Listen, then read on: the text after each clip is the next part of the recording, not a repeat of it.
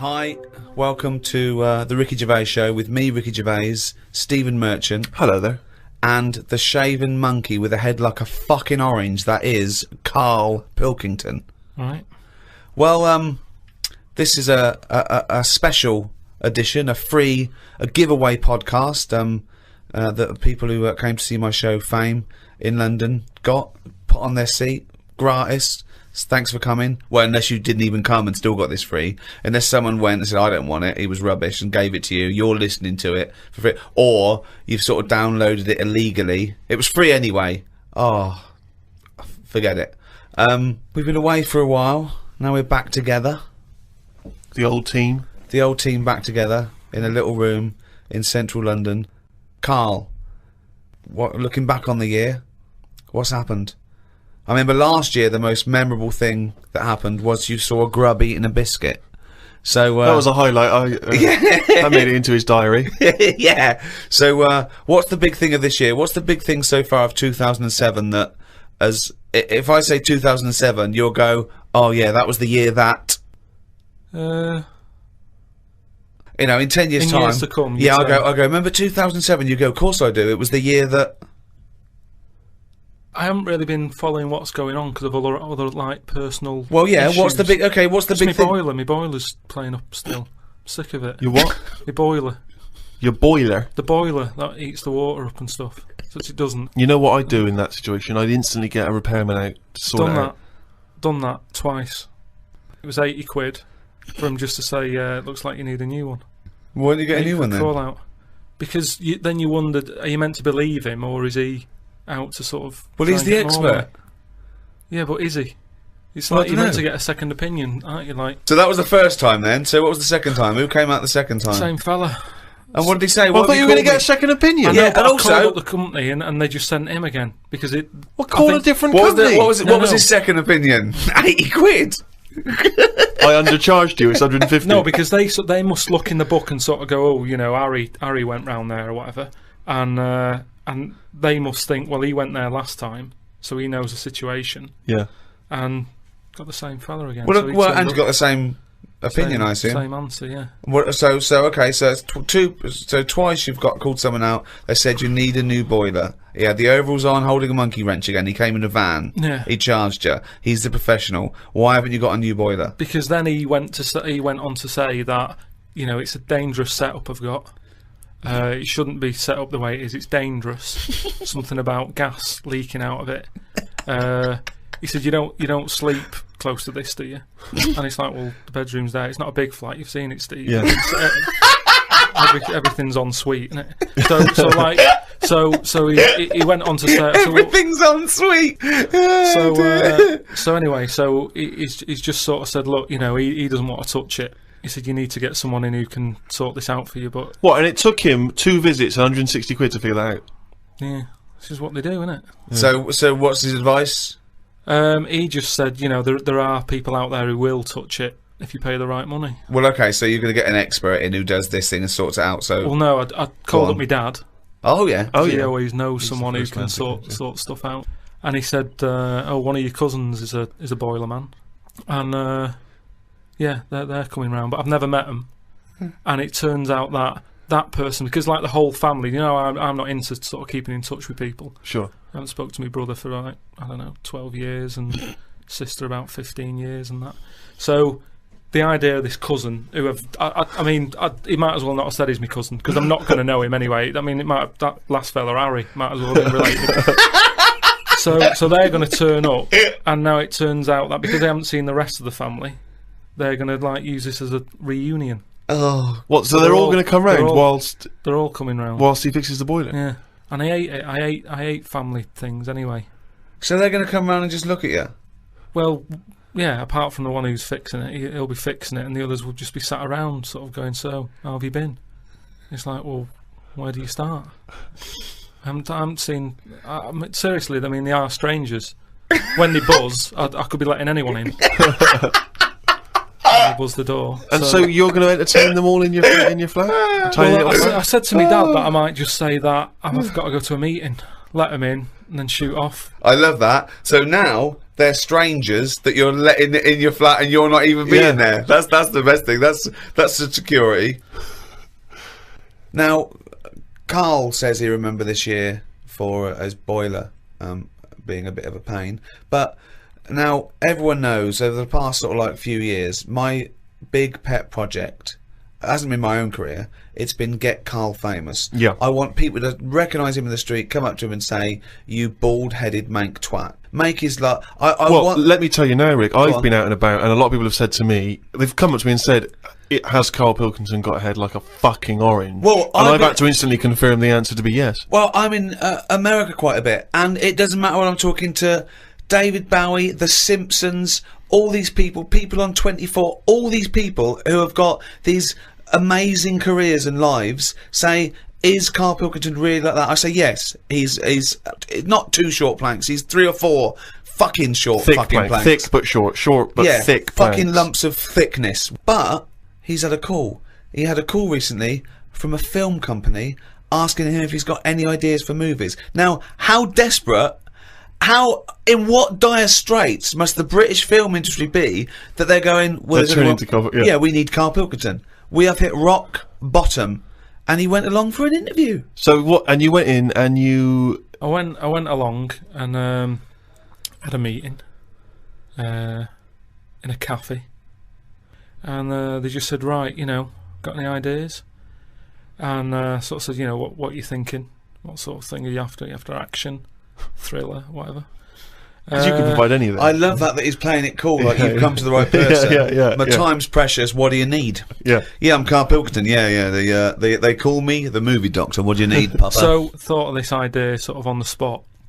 Good. That whiz by him. No, but sometimes that's how good ideas come up, don't they? Just so a lot of yours have come up. Yeah. No, but if you just talk, I find that your mouth comes out with stuff.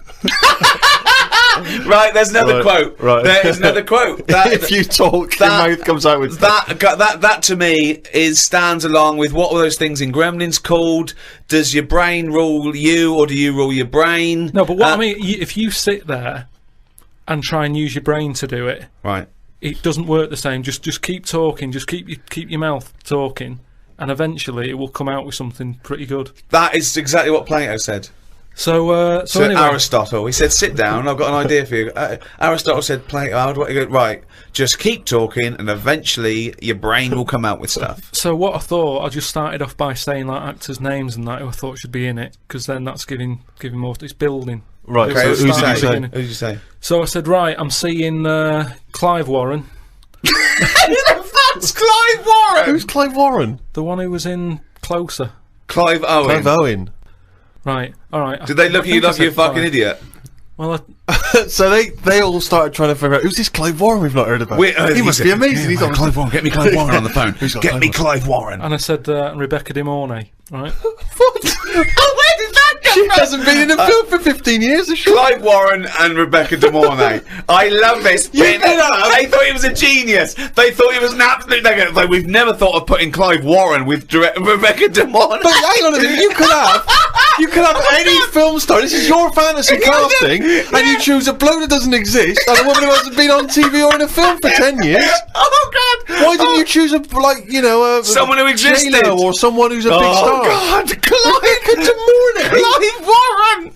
Oh God! Oh. So anyway, so they were going, yeah. And what happens is they're going out and together and that. Yeah, Clive Warren and Rebecca De Mornay. I said it's one of them where it starts off and the people, you know, you're seeing into their lives from like the morning. So it's like a nice sunny day. Yeah. Radio's on. You know, they're going about the day, they're having the breakfast, they're saying, oh, what we're doing tonight, they're planning a big do that night and stuff. And you're thinking, oh, they've got a nice life. Mm. She's like, love you and all that, yeah. He walks out the house, gets hit by a bus. Oh. So Clive Warren's dead, right? Yeah. Now, what happens is, she's devastated, Rebecca. I don't know if Clive Warren would take that part because he ain't got much to do, has he? No, I don't. If I know Clive Warren, and I think you do. I think I do. He's going to say, "No, hold on though. There's more, isn't there? Have you jumped the gun there, Rick? Go on, mate. What? Carry on. So he's hit by a bus. So he's dead. He's hit by a bus, and that the titles come up. Oh, it's got you right. She's Starring devastated. She's Warren. fed up. She's devastated and that. Doctor says Clive's dead. And that who's playing the Doctor? Jack Nicholson House. Sort of. What's that fella who was in Independence Day? Will Smythe. No, the old black fella. Morgan Freeman. Yeah. Yeah. Get him in. Morgan He's the Freeman, doctor. yeah. He says, "Your husband's dead." Right. She's like, "Oh God." What happens then is he says, "But listen, what we can do now, we can take the brain out." Right. Right. And a fact that I read that day before the meeting. This isn't in the film now. This is me. Right, but Right. luckily, you I read a that. thing about how the brain can run on half of it. Yeah. You've actually got a full brain. Yeah. You can Some run it of on us half. You can run it on half. Right. Yeah. So this was in my mind still. So I thought I'll get that in. Well, half your mind, yeah. So I said, what happens is Morgan Freeman says, "Been working on this. You can run your life on half a brain." Right. She's sort of a bit like, "What you tell me this for now? My husband's just died like 20 minutes ago." Yeah. And he goes, "Yeah, but if we're going to do this, we've got to act quick." She's like, "Do what?" He said, "I'll tell you." He says, we can, whilst his brain's not fully dead, because it stays awake for a bit when you've Oh, been he's killed. not dead then. Fine. No, but Wait he till he is. comes alive. What do you mean? He is, but they found out that Right. it stays awake a little bit. No. So- No, he's gone. No, You're no. hit by a bus. Yeah, no, he's dead. If the brain's dead, you are dead. Clive Warren's dead. And if No. the brain's not dead, you're not dead. No, but it's like people in a coma. They're dead, aren't they? But No, the brain no, isn't No, dead. they're in a coma. No, they're in not a dead. coma. No, they come out of comas, don't Alright, then he's in a coma. He's been hit by the bus, but the chances are he's not going to come out of that coma, but his brain is still awake. they? Right, okay. So change that. That's easily done. Hold on though. I like this fact that he's in a coma, so they're going, look, he's definitely going to die in this coma. Take the brain out now. Pop the brain out. But why is that such a weird thing when that's what they do now? That's what they do now. What is? That's what they do. What? They do that. What? A brain transplant? No, but when, like, how I've signed that donor card. Yeah. Like, if anything happens to me. No. they've There's got the no lot. such thing as a brain donor. Oh, we've explained to you before. Yeah, but they're working on it. They've said something about Einstein. They messed about with his brain for ages, trying to work out if it was full of stuff. That's what they're doing. They're working on that. There's loads of things that doctors are doing that we don't know about. I've seen some weird stuff on the internet. Yeah, I know you have. Yeah. I saw a programme on Channel 5 where a monkey brain was still alive and it was stuck on a stick. And they You were poked watching it. the Magic Roundabout. They poked it and it reacted. Right. So it's still alive. It's being kept alive, and it's only a matter of time. What's the brain linked up to? As long as you can link it up to the eyes, and somehow so it can tell the arms and legs what to do, you're laughing. I love that. Imagine a team full of doctors going, well, we're going to try and do a brain transplant. Carl, right, okay, I'm gonna be quick because I've got to get back. My cousin's fixing my boiler. As long as you can link this up to the eyes and tell the arms and legs what to do, we're laughing. Cheers, Carl. See you later. Then what happens is they say, do you want half of his brain in your head? Half of his brain in her head. She says, definitely not. I'm having you struck off. She starts screaming. She calls the police. He gets Yeah, arrested. but you'd have said that years ago when people can have like someone else's arm put on their body and stuff. Yeah, but he's only in a coma.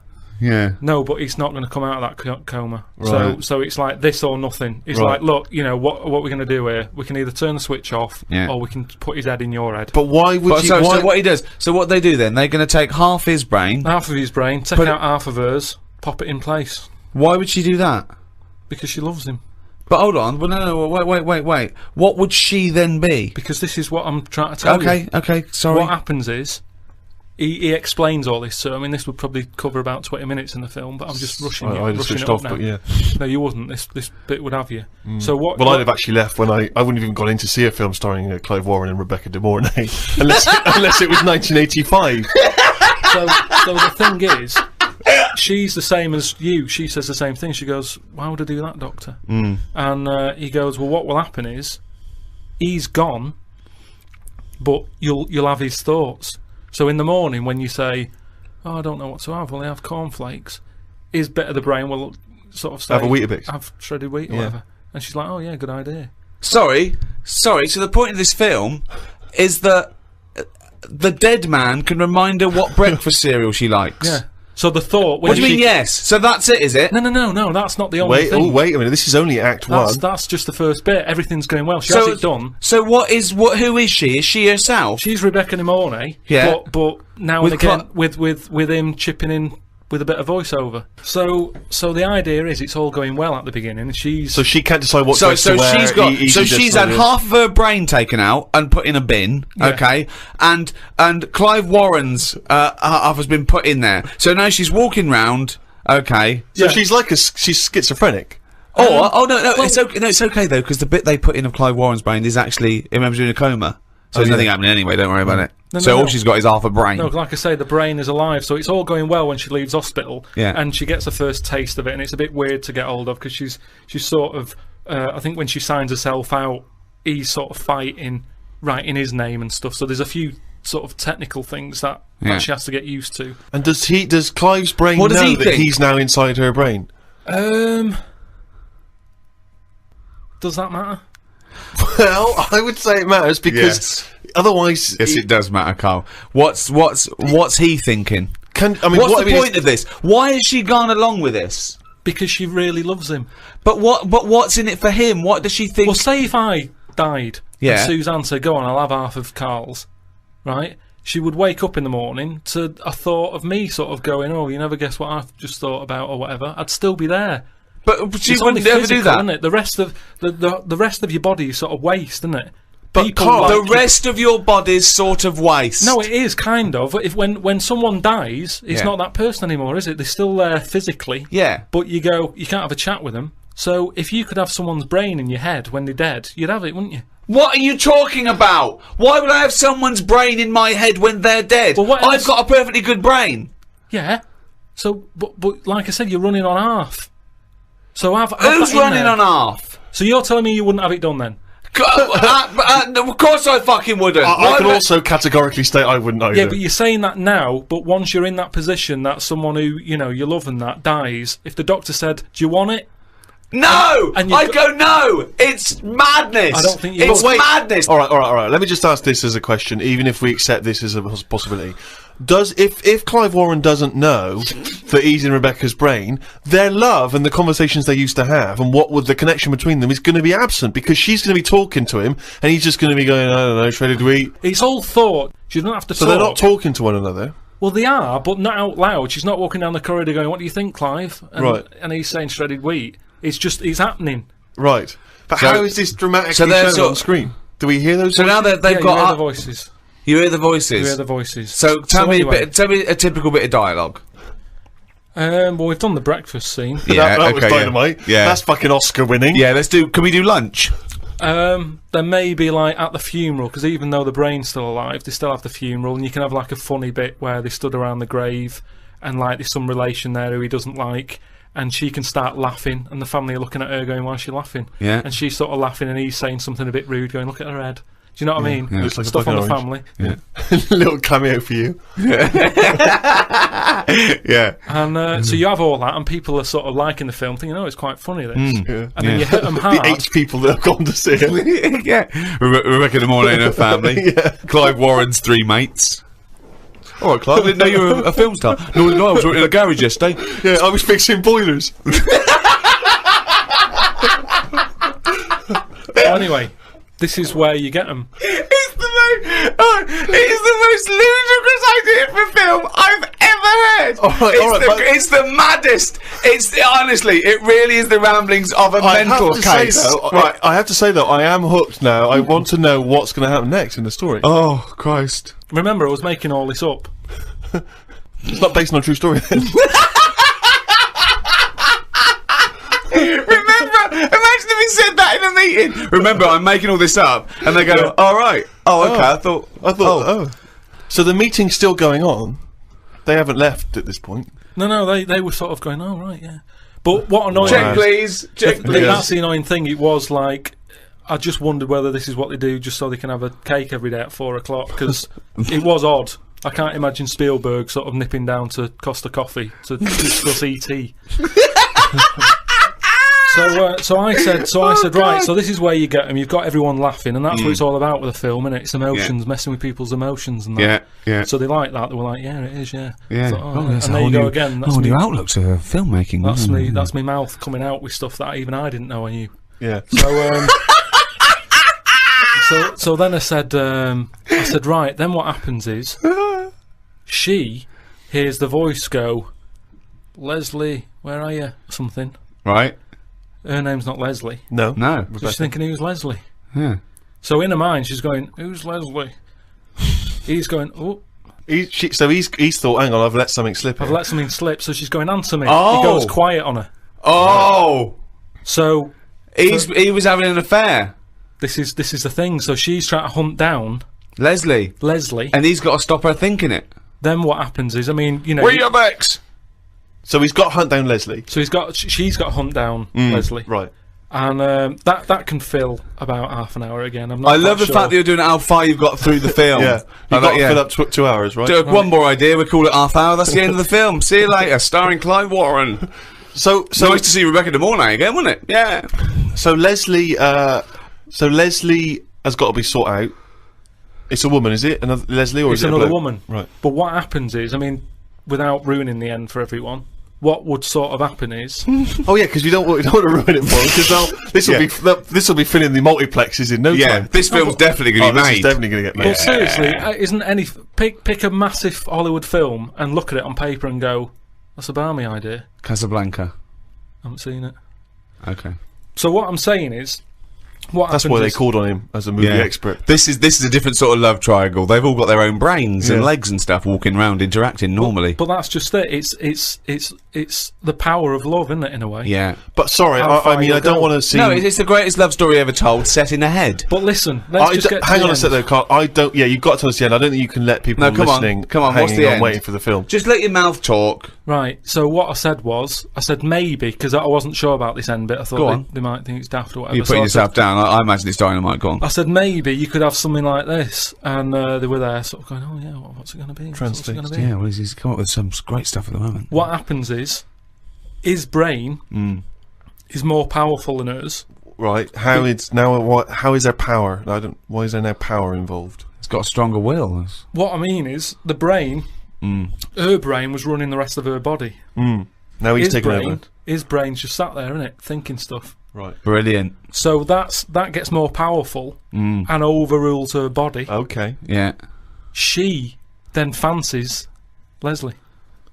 So it's a lesbian hold on, film. this is building up to a lesbian love. So what the? Well, it's what? trendy, isn't it? That. So just have a bit of that at the end, and That is the worst idea I have ever heard for any piece of art. I mean, it's the worst. It would be the worst. It would be the worst TV show, worst book, worst everything. It's the worst idea. it's not the worst idea because as long as a film makes you think. But then this it's done doesn't its make job. us think about anything. I'm thinking, who the fuck's Clive Warren? So hold on. So he overpowers her. So she is now a lesbian. What's Leslie getting out of this? Why does Leslie think? Hold on. Why is my Because- dead lover's wife coming on to me? Because this is what I'm saying to you. It's relationships. It's the love of two brains. Right. Okay. Again, can anyone a out there? Can we strapline. make that into it? That's a quote. The relationships is a love of two brains. Well, it's- Now he's got something there. He's got something Yeah. there. But my point is this: why is Leslie suddenly turned lesbian? Because she loves the brain. But does she know this is Clive Warren? Well, maybe now and again, Rebecca or Clive says something. Rebecca will say something now and again, like, "Oh, I like me. Minge. I like me. You know, me food done like this or whatever." And it's all about say if Cooked. I like love my food cooked. Oh my, wait a minute, Clive Warren on this food cooked. Yeah, I'm in two minds about this bacon. Yeah, what I'm I going mean to turn is into a lesbian. people Shredded wheat. people like what they like, and it's the same way, like I've said to you before, with someone who's been going out with a woman and then is found out that she's got a twin sister and they divorce that first twin and go out with the other twin. It's all the same. You're after the same thing, aren't you? Yes, but that... When a cat dies, you buy another one.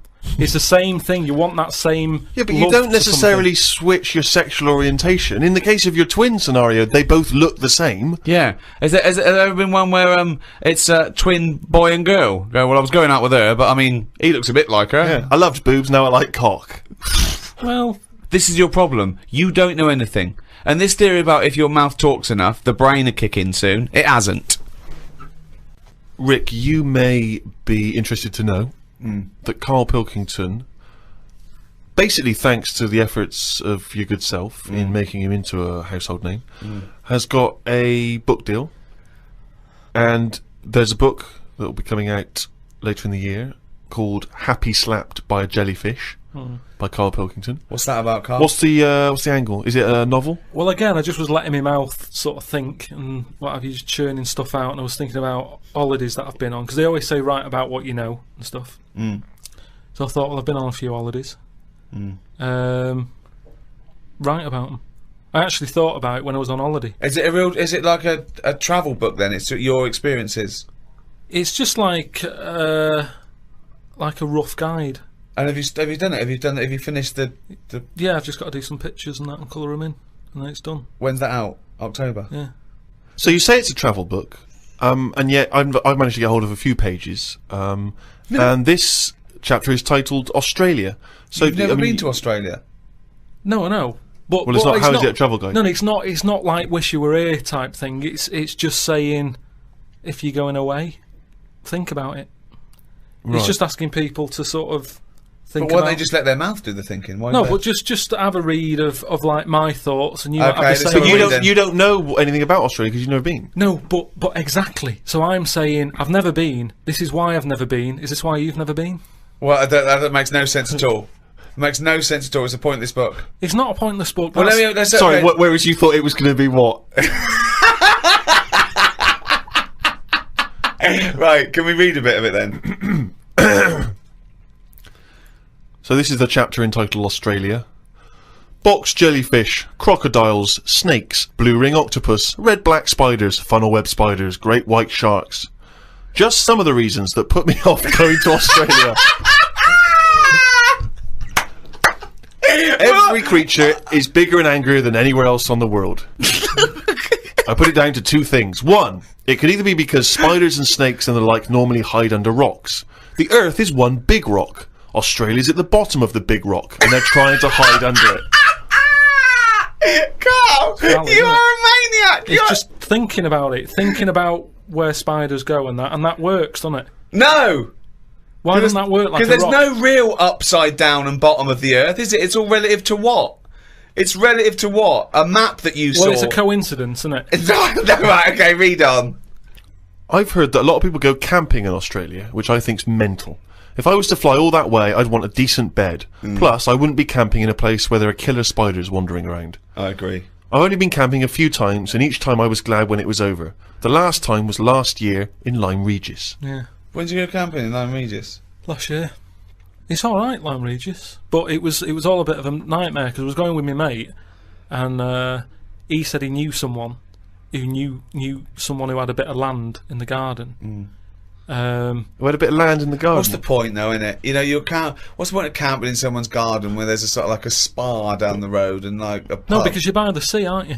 It's getting away from it all, seeing the world. It's not if you're in someone's front garden. No, back. Oh, sorry. Well, there's even less to see except 3 fences. No, but it's private, isn't it? So the thing is, he said, oh, it's a great garden, the owners are away, and there's a toilet, an outside toilet that they have Getting for like away when they from have it, wasn't it? parties Yeah. and stuff. So we get there, and this lad who knew about this bit of land, Someone's back garden. well, yeah, said, oh, you can't use it, they haven't gone on holiday. So now you're stuck in the middle of quite a big civilised conurbation called Lyme Regis. How are you going to survive? Well, we ended up just sort of keeping on the beach. But Did you pitch your tent on the beach? put the tent on the beach. We found a bit of... See, we found somewhere where there was a load of rubbish. So we Oh, thought... nice. That's the place to go, No, yeah. lovely. No, A well, municipal tip. What was it? Was it chemical waste or just like, you know... No, just um, coke was it just cans and syringes stuff. and, Oh, uh, lovely. But listen, though, Baby you've got to diapers, think sure. about that. Rusty. If there's, What's some of them rusty? if there's rubbish there, it means it was a good place to camp. Why? Why? Because other people have camped there. Right. So that's how you've got to look at it. It's like it's a weight. That's like a little tip of. I would love this to be a real guide. So you could have slept in a public lavatory. Yeah. This one's nice. What? It's covered in shit. Means other people have had a shit here.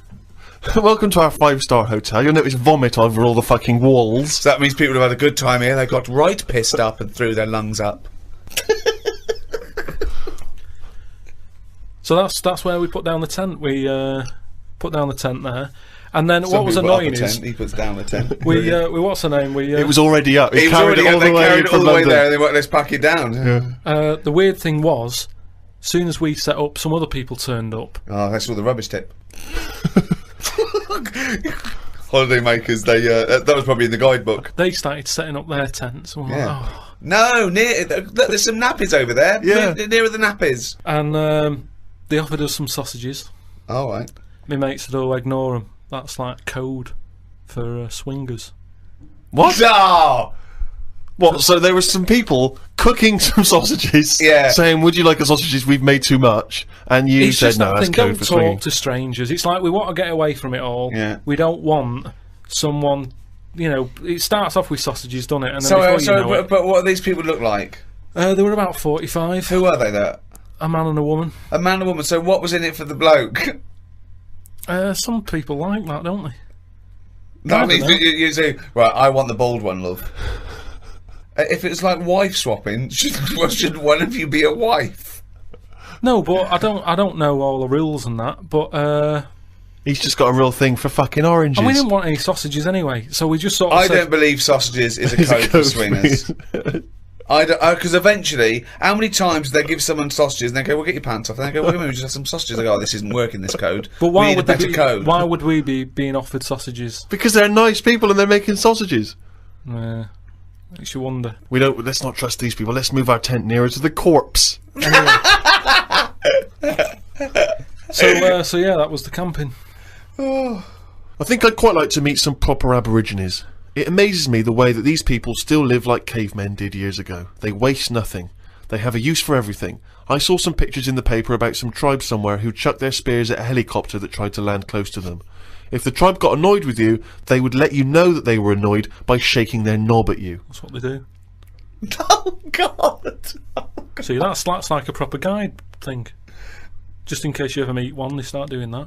Karl just ends that chapter by saying, "I don't know what the women do if they get annoyed." Oh God! Oh God! Within this new Karl book, of course, there are extracts from his famous diary. This is... You've actually been to Madeira, have you? Yeah. Okay, so this is a bit more of a factually accurate, informative chapter on Madeira. September 30th. Going away with Suzanne's mum and dad. We're meeting them at Madeira Airport as they're flying in from Manchester. The plane was full and I had a headache. There was a baby sat behind us that was crying its eyes out for the whole flight. Oh. The mother of it said it was upset because its ears were hurting. So were mine.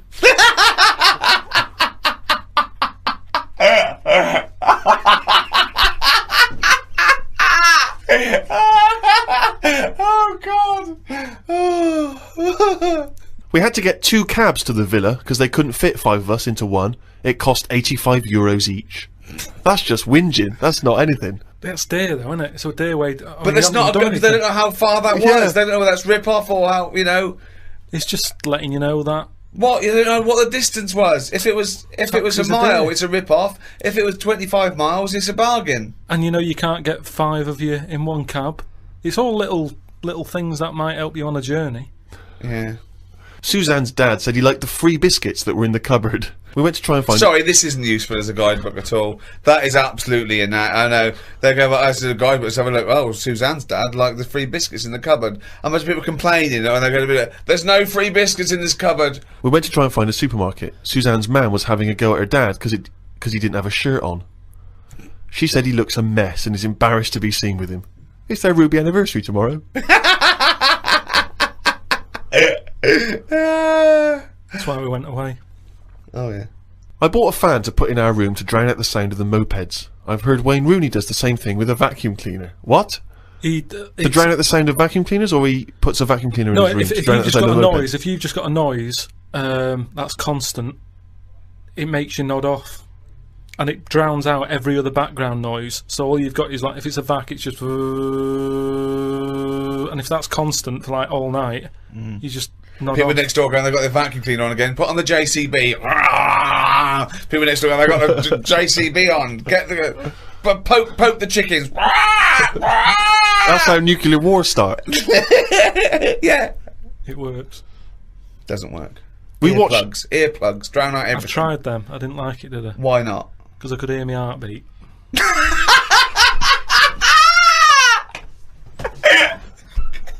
Oh, you're such a strange little creature.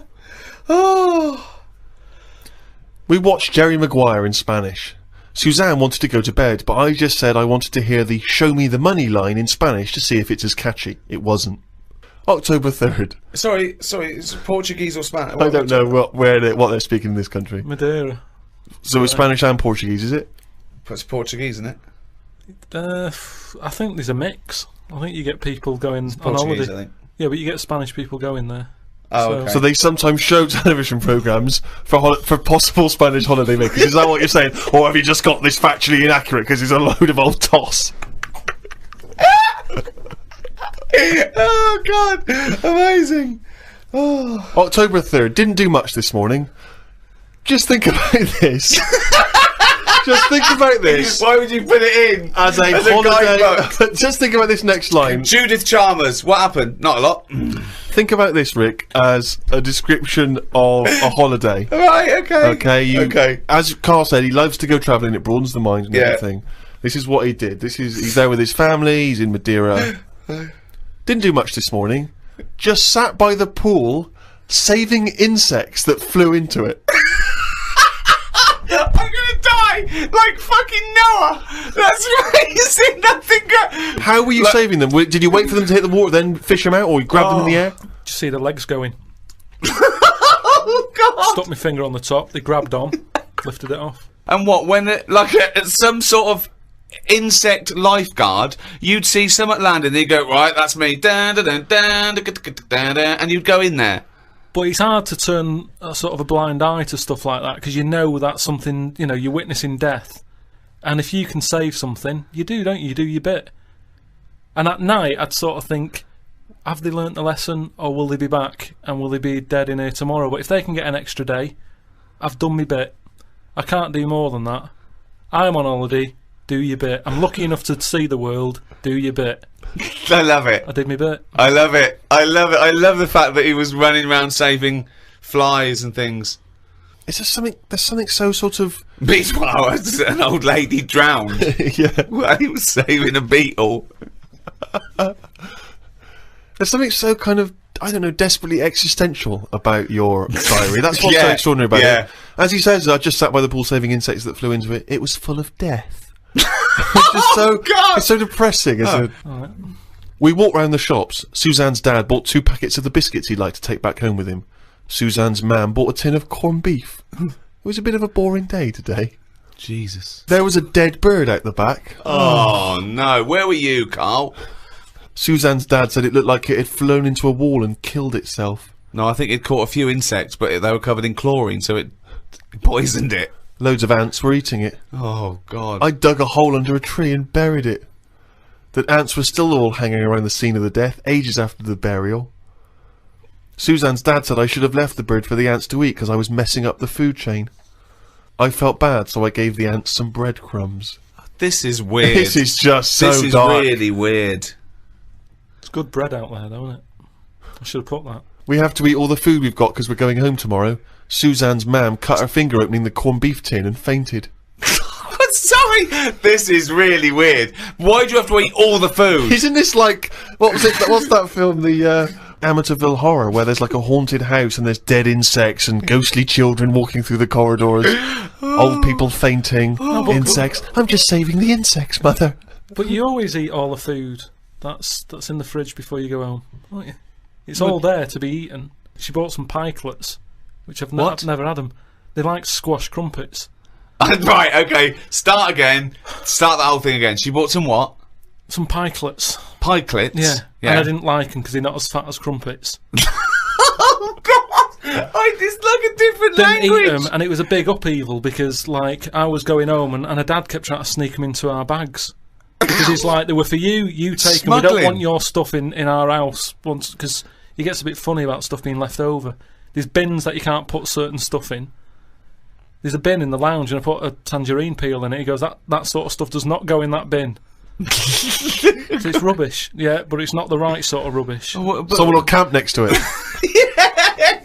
We want to get a better class of camper. Oh, that's the book. It's called Happy Slapped by a Jellyfish Yeah, that's from one of the chapters in it. by Karl Pilkington. Get that soon. Particularly if you're thinking of visiting Madeira or Australia. Yeah. Well, that's about it. Thanks for listening to this. If you enjoyed this and you haven't heard the others, we've got the whole all 3 series on iTunes. You can go and download those. The Ricky Gervais Show, is that what it's called? It's called The Ricky Gervais Show, yeah. Carl's also made a programme for me, Steve, on my Fame DVD, out in November. It's called Fame, so I thought of a little title, Fame, I'm Gonna Live Forever. Remember that guy we met who's gonna live forever, called Howard? Yeah. That was a meeting of mine, and it's Carl meeting Howard, and it's Got on with him. It's really good, isn't it? It's really good, and he really gets on with him. And we're probably going to do a new series of the podcast maybe next year. What do you think, Carl?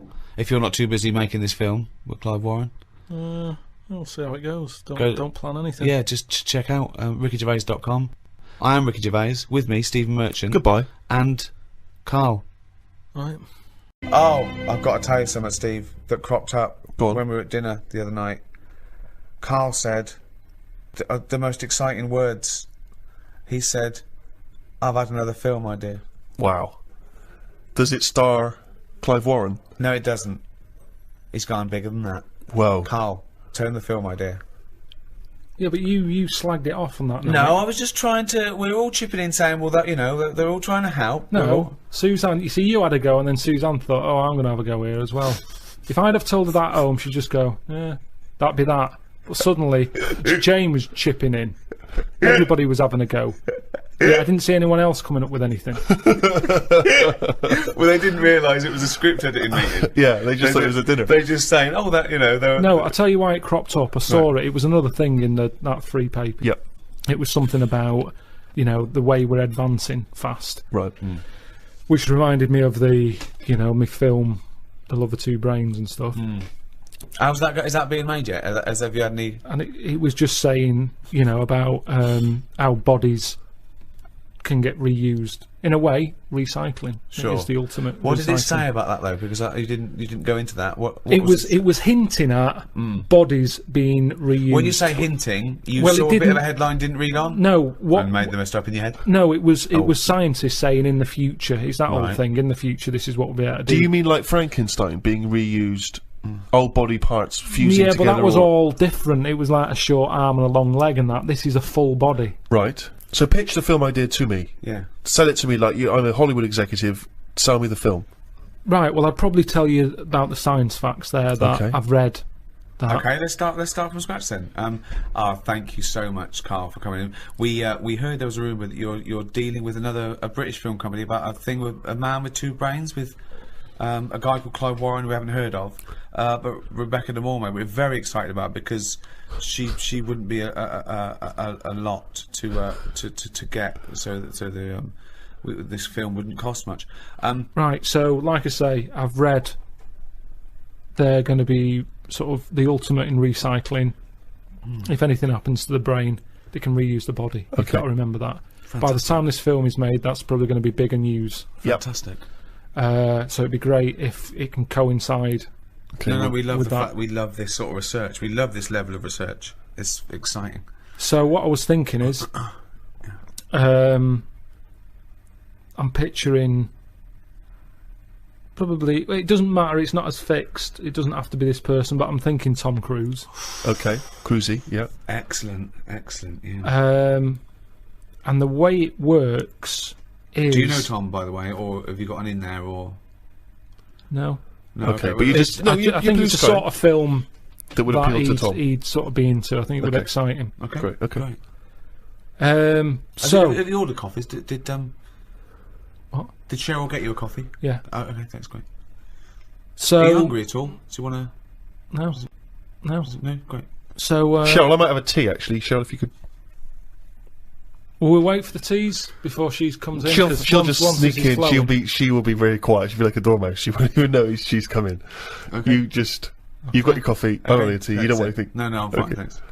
Go. Actually, I will have a tea. Actually, Cheryl. 2 tea, Cheryl. Thanks. Okay, go. Right. Thanks, Cheryl. Thank you. Thanks. Is there Shut the sugar? door. Sorry, is there sugar in this There's shell? sugar there. 'Cause that's- I'll put it in there. Go, shut the door behind you. Thank you. Okay. Go. All the way. Go. Tom Cruise. So I got Tom Cruise. That's what I've pictured so far.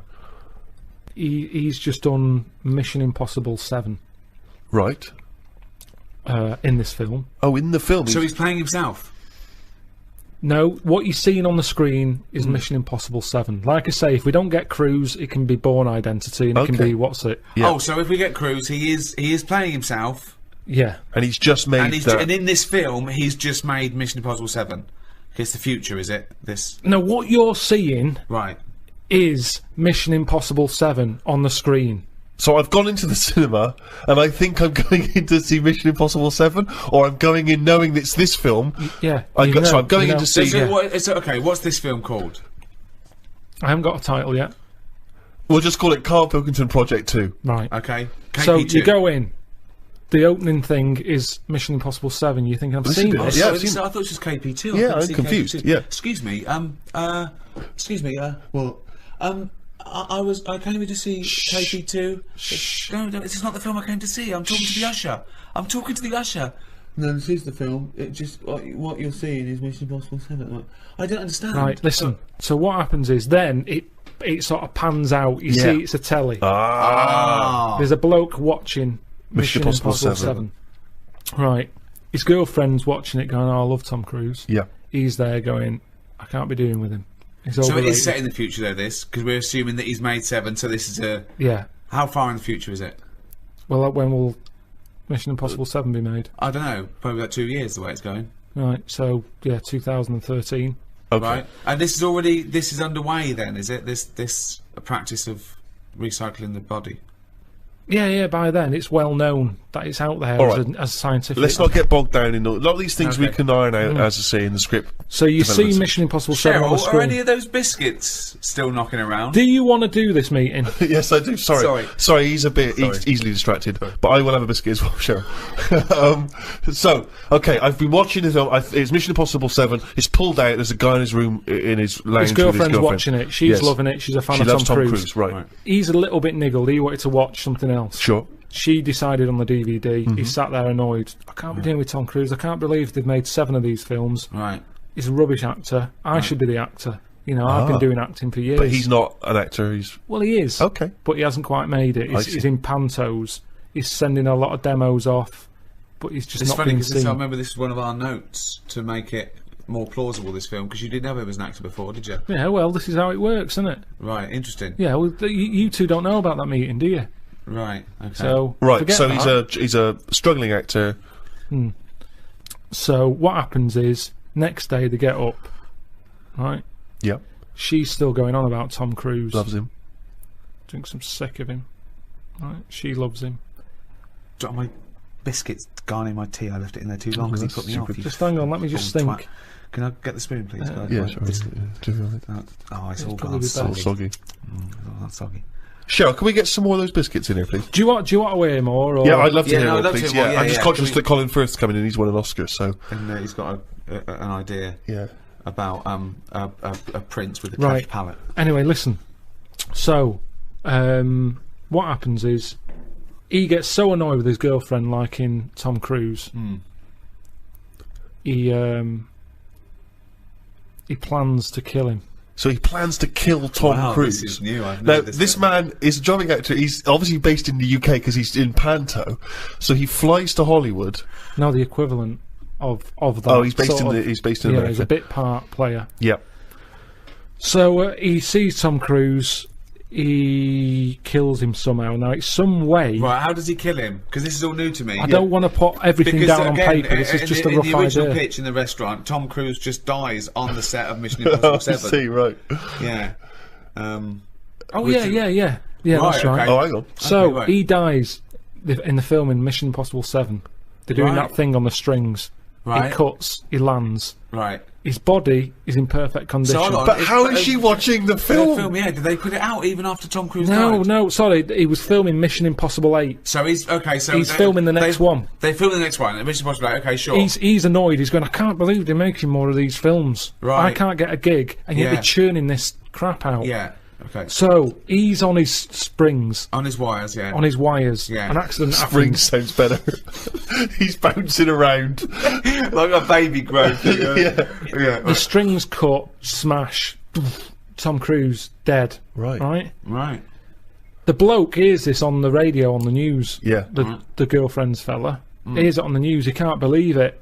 He's like, yeah. Ooh. Takes his eye off the road a little bit in the celebration. Truck plows into the car. Right? So he's killed as well. Well, is he? Okay. Okay. Little interlude. Fades up. Comes out of. You're seeing it out of his eyes. You see his eyes sort of opening. You know when you're seeing out of the eyes, you see the eyelids, Yeah. and you see his girlfriend there, sort of looking at him like a bit startled. Sure. Oh, yeah. And he's going, "Oh, what happened?" And she's going, "It's all right, it's all right." And he's going, "Oh, get me a mirror." She's going, "I don't want to get you a mirror yet. Okay. Ooh, hold on. What's going on? You've had a bad accident." Oh, probably terribly disfigured, is he? Or- This is what he's thinking. Oh, how bad do I look? Scarred, you know, burnt. You know, Yeah. you fancy that Tom Cruise? I gone the other way. She's going, "It's all right, it's all right." Right. It can't be relevant though that Tom Cruise was killed at the same time. I don't need to think about Tom Cruise. I'll put him out of my mind. Okay, go on. Put him out of my mind. Anyway, What's he going to look all like? mirrors out of the room and everything. He's just learning to walk. He's going, "Why can't I look in a mirror?" And the doctor's going, "There's no point. Yeah. Right, No okay. point. You've got to get used to this body." He's going, "What do you mean?" It's great that Tom Cruise did a small cameo at the This beginning is of good this as film. well because we're seeing it through the. What's the voice like, by the way? The bloke's voice. It's the same. Just the same as it was is it? earlier. So the whole thing is through his eyes. I haven't seen his face. No. Then he gets walking. It's Yeah. almost time to go home. Yep. His girlfriend comes in. Yep. It's her job to tell him the new news. Oh the my god, shocking what news. is the news? She says, "There's the mirror. Look in there." He looks in it. Yeah. He's Tom Cruise Right.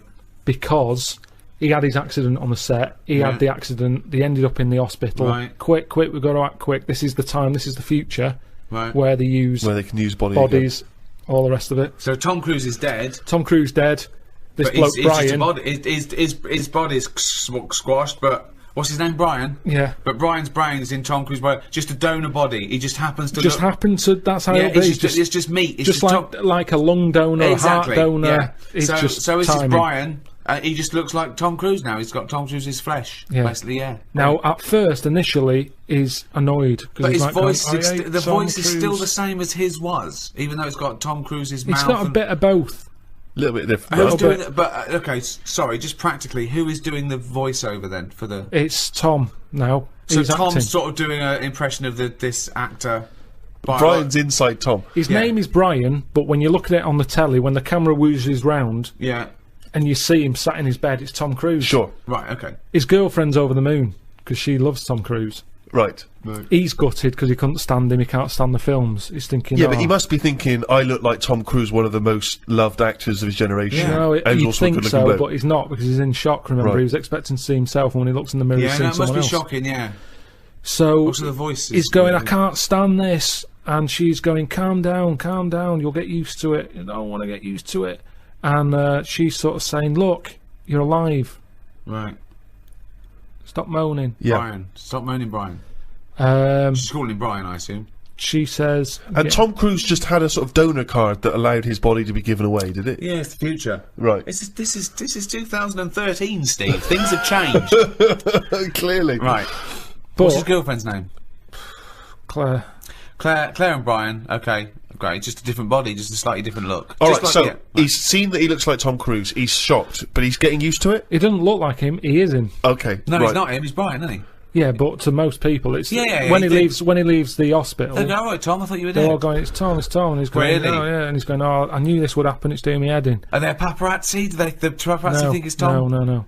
Let him explain. Sorry, Rick, because you've heard this. I want to hear this story. This is weird though, because so he looks like Tom Cruise. So he wheels out. He's in a wheelchair. Okay. He's going, I'm sick of this. The other patients are going, Tom, I thought you were dead. And he's going, yeah. And he's annoyed. He gets in the car. He gets out there. Right. And he sees a poster up on the side of the road. Right. For Mission Impossible 8. Hold on, though. It's finished. I thought he died while they were filming It's not finished. But now, these days, he's shouting about films before they're made. Okay, It's like Lord of the Rings, isn't it? Yeah, they're going, Lord of the Rings is in the making. And they're going brilliant and all the hype and everything. They put a poster up even after. Seems premature. No, the poster was already up. That seems premature, given that a man died during the production. Doesn't matter. I've taken the posters down. No, but then I don't work in Hollywood. Right. So the poster's up there, and he sees it as he's in the car driving past. Yeah. And he thinks that can't be finished. That makes sense. Yeah. They both look at each other. This is your chance. You wanted to be an actor. This is the chance. Yeah. Right. Go back to the studio. So he goes in. Hello. You don't know me. And they go, oh, we think we do. And they go, no, you don't. I'm Brian. Tom died on your film set. Well, they must know that. They must know that Tom Cruise is dead. Because his family must have been Alright, if you want to, it makes no difference. We can tweak the script. Right. You have, because before he was a plumber, by the way. It was a plumber who was turning up going, I'm going to finish Mission Impossible 8. So that was the... I'd much prefer that. And I can sort out your lavatory. You get the idea. Right, no, we don't get the idea. So this is... Brian has turned up looking like Tom Cruise. He said to the film company, right, who must know that Tom Cruise died on their film set. What were they going to do? When They would have had to wrap it up. They would have had to say... You said they put the posters are up. Yes, the posters are up before they've even finished So they're filming cancelling the film until he walks Basically, yeah. Oh, so they are cancelling the film? They're cancelling it. Okay, so we're afraid that production has stopped on Mr. Impossible 8 due to the death of Tom Cruise. Hang on a minute. What? I'm Brian. Who's Brian? Oh my god, you look exactly like Tom Cruise. Oh, have they done that thing where they put Brian's brain in Tom Cruise's body? Yeah. Ah, but it's not Tom Cruise. You can't act like him. I'm an actor. Yeah, but he was good because he was like one of the best actors. He's not that good. I never rated him. Yeah, but a lot of people did. And he's a got lot of people didn't. So let me bring in a new audience for you, eh? I can bring a bit to this. Right. So the film people. So just tell me what happens. Do they sign up the new guy? They but sign is up it in the news? It must be in the news that. But Tom are they Cruise pretending died. that it's really Tom and that Tom survived? They can't do that. No. But they're quite unscrupulous. So they've told the world that Brian is taken over. Brian, right? He used to be a plumber, but it's now Brian who has no surname. He's like Madonna or Cher. Exactly. Yeah. So Brian, right? Is that Brian? It's above the title. Brian. I bet it's Brian with a Y. Brian with a Y in Brian. Mission Impossible 8. This won't work. Where's Tom Cruise? It's not the same. So this, of course, gives it a boost because the flagging franchise has been rejuvenated. The press, the news that's out there. Yeah. Tom Cruise and his new film. Well, it's not Tom Cruise. They can't say that. Well, it is though. When you look at him, you go, "Oh, it's Tom Cruise." Well, no, you got to say a bloke that looks like Tom Cruise. The body of Tom Cruise. Yeah. The acting ability of Brian. In a new movie. Mission Impossible 8, starring the bones and skin and stuff of Tom Cruise with Brian's brain. Oh, forget it. Do you like Tom Cruise's face, but not his acting? And you'll enjoy Mission Impossible 8. I can't be bothered. Oh, Mission Impossible 8. From the people who brought you the first 7. And the hair of the bloke who was in the first 7. But with Brian doing all the lines. It's Brian. It's some guy I've never heard of. On the 7th sequel. No, wait, sorry, I really want to hear the ending of this movie. Please let me ask questions. You had your chance to ask him questions. Right. So where are we in a sort of 90-minute running time of a movie? Where are we now in the film? Are we about 2/3 the way through? We're close to the end. Okay. So Mission Impossible 8 has been made. So what's the end of our movie? Not of Mission Impossible 8, but the movie you're making. What's the ending there? Do we ever get to see him in Mission Impossible 8? Yeah, but I think what happens is he becomes the person who he never liked. Right. And it's I just want to get across the moral that who are we? Are we the people in our body or the people we look like? What's important in life? Is it the way you look or the way you think?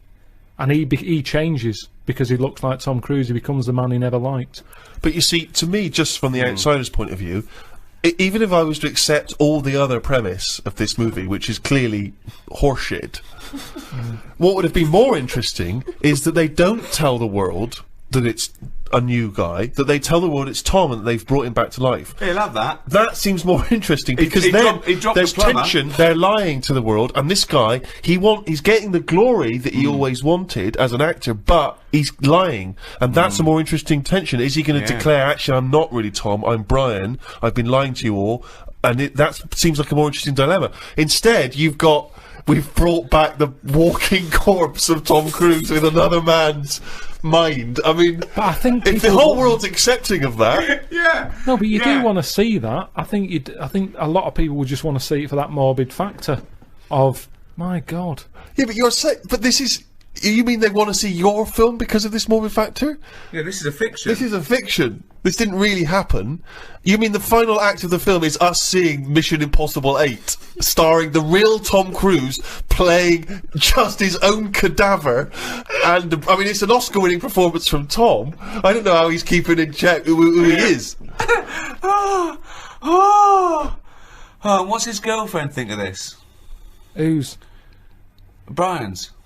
She's loving it, isn't she? Because she always liked Tom Cruise. She's over What the did moon. Brian look like, just out of interest? He's just sort of an older looking... Well, who would play him? Who would play him in this film? Probably... It's got to be American, I'm not... what's his name? The bloke who was in Cheers, probably. Ted Ted Danson. Danson. Ted Danson. So Ted Danson is Brian. So Claire, right? This is so confusing because Ted Danson's supposed to be someone that we've never heard of, even though he's Ted Danson, and Tom Cruise is playing himself, the famous actor Tom Cruise, who is now inhabited by Ted Danson, who's not Ted Danson. Ted Danson as Brian. Ted Danson as Brian, as Tom Cruise, as Ethan Hunt in Mission Impossible 8. Wow. So, have you got a title yet? No, I just wanted to know if you're in. Surely the wife of Brian. The wife of Brian. Who's played Claire? I'm up for you. You know, that's why I've come to you. I thought There's you'd an know. obvious suggestion. Okay, so- Rebecca De okay. Mornay. Okay, yeah.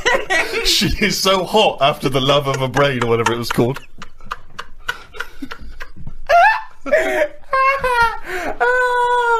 You wanna go where everybody knows your name? It's Brian.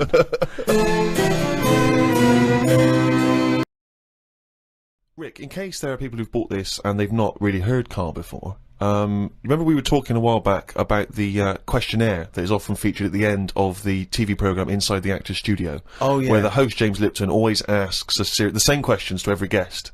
And it's just supposed to sort of, get their creative, juices flowing, their mind working.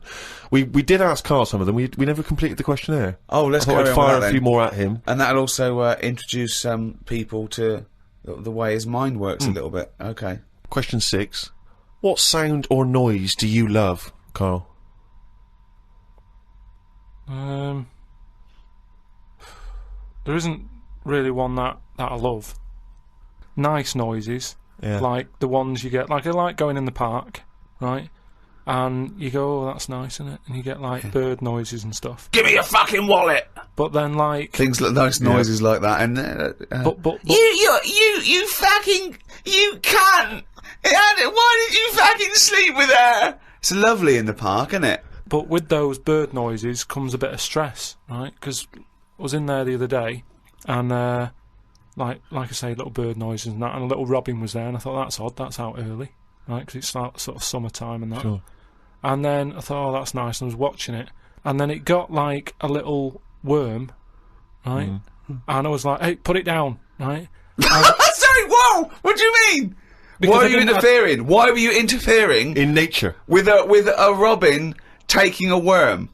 Just because it was a nice sunny day and that, and I thought, you see, worms normally come out when it's raining, don't they? And you go, well, I bet they're happy to die. in a way, because it's chucking it down, it's miserable. They come to the top of the soil then, don't they? Yeah. When it's miserable. But it was a sunny day. That's they don't drown, I assume. No, it's not that, is it? It's just that they hear the water or something falling on the ground and they go, what's going on? And they come up to see what's happening. What? No, wait, but why do they come up when they think it's raining? Because they're hearing, like, knocking on their land, and they're going, who's that? And they come up. Sorry, wait a minute. But why do you think they come up when it's raining? Because they're hearing the noise of the Yes, rain. but they know what it is. What am I doing? Why am I talking like him? Of course they don't know what it is. Look. Can worms hear stuff? Yeah. Well, they got... You don't know anything, Carl! But I assume they can sense vibrations and Yes. so on, but they can't hear in the way we hear. No, they of don't course have they ears, can't. do they? Of course they can't. Well, whatever, right? So all I'm saying is that. But came what was up- this thing about these worms? They hear the tapping and go, oh, what's that? Right, tell us... Okay, so start. You're a worm, okay? It starts raining. Tell me your thought process. Well, you just kind of, you're down there, you can't see anything, it's dark anyway. Yeah. So And you haven't hear got about eyes. this, don't you? You hear about blind people have got really good ears. And it's No. the same with a word. No, they do. It's an extra sense. They No, say, it's not. That's nonsense. That's nonsense. They start getting used to relying on them more, but it doesn't. So you don't turn into bionic woman because you lose your eyes.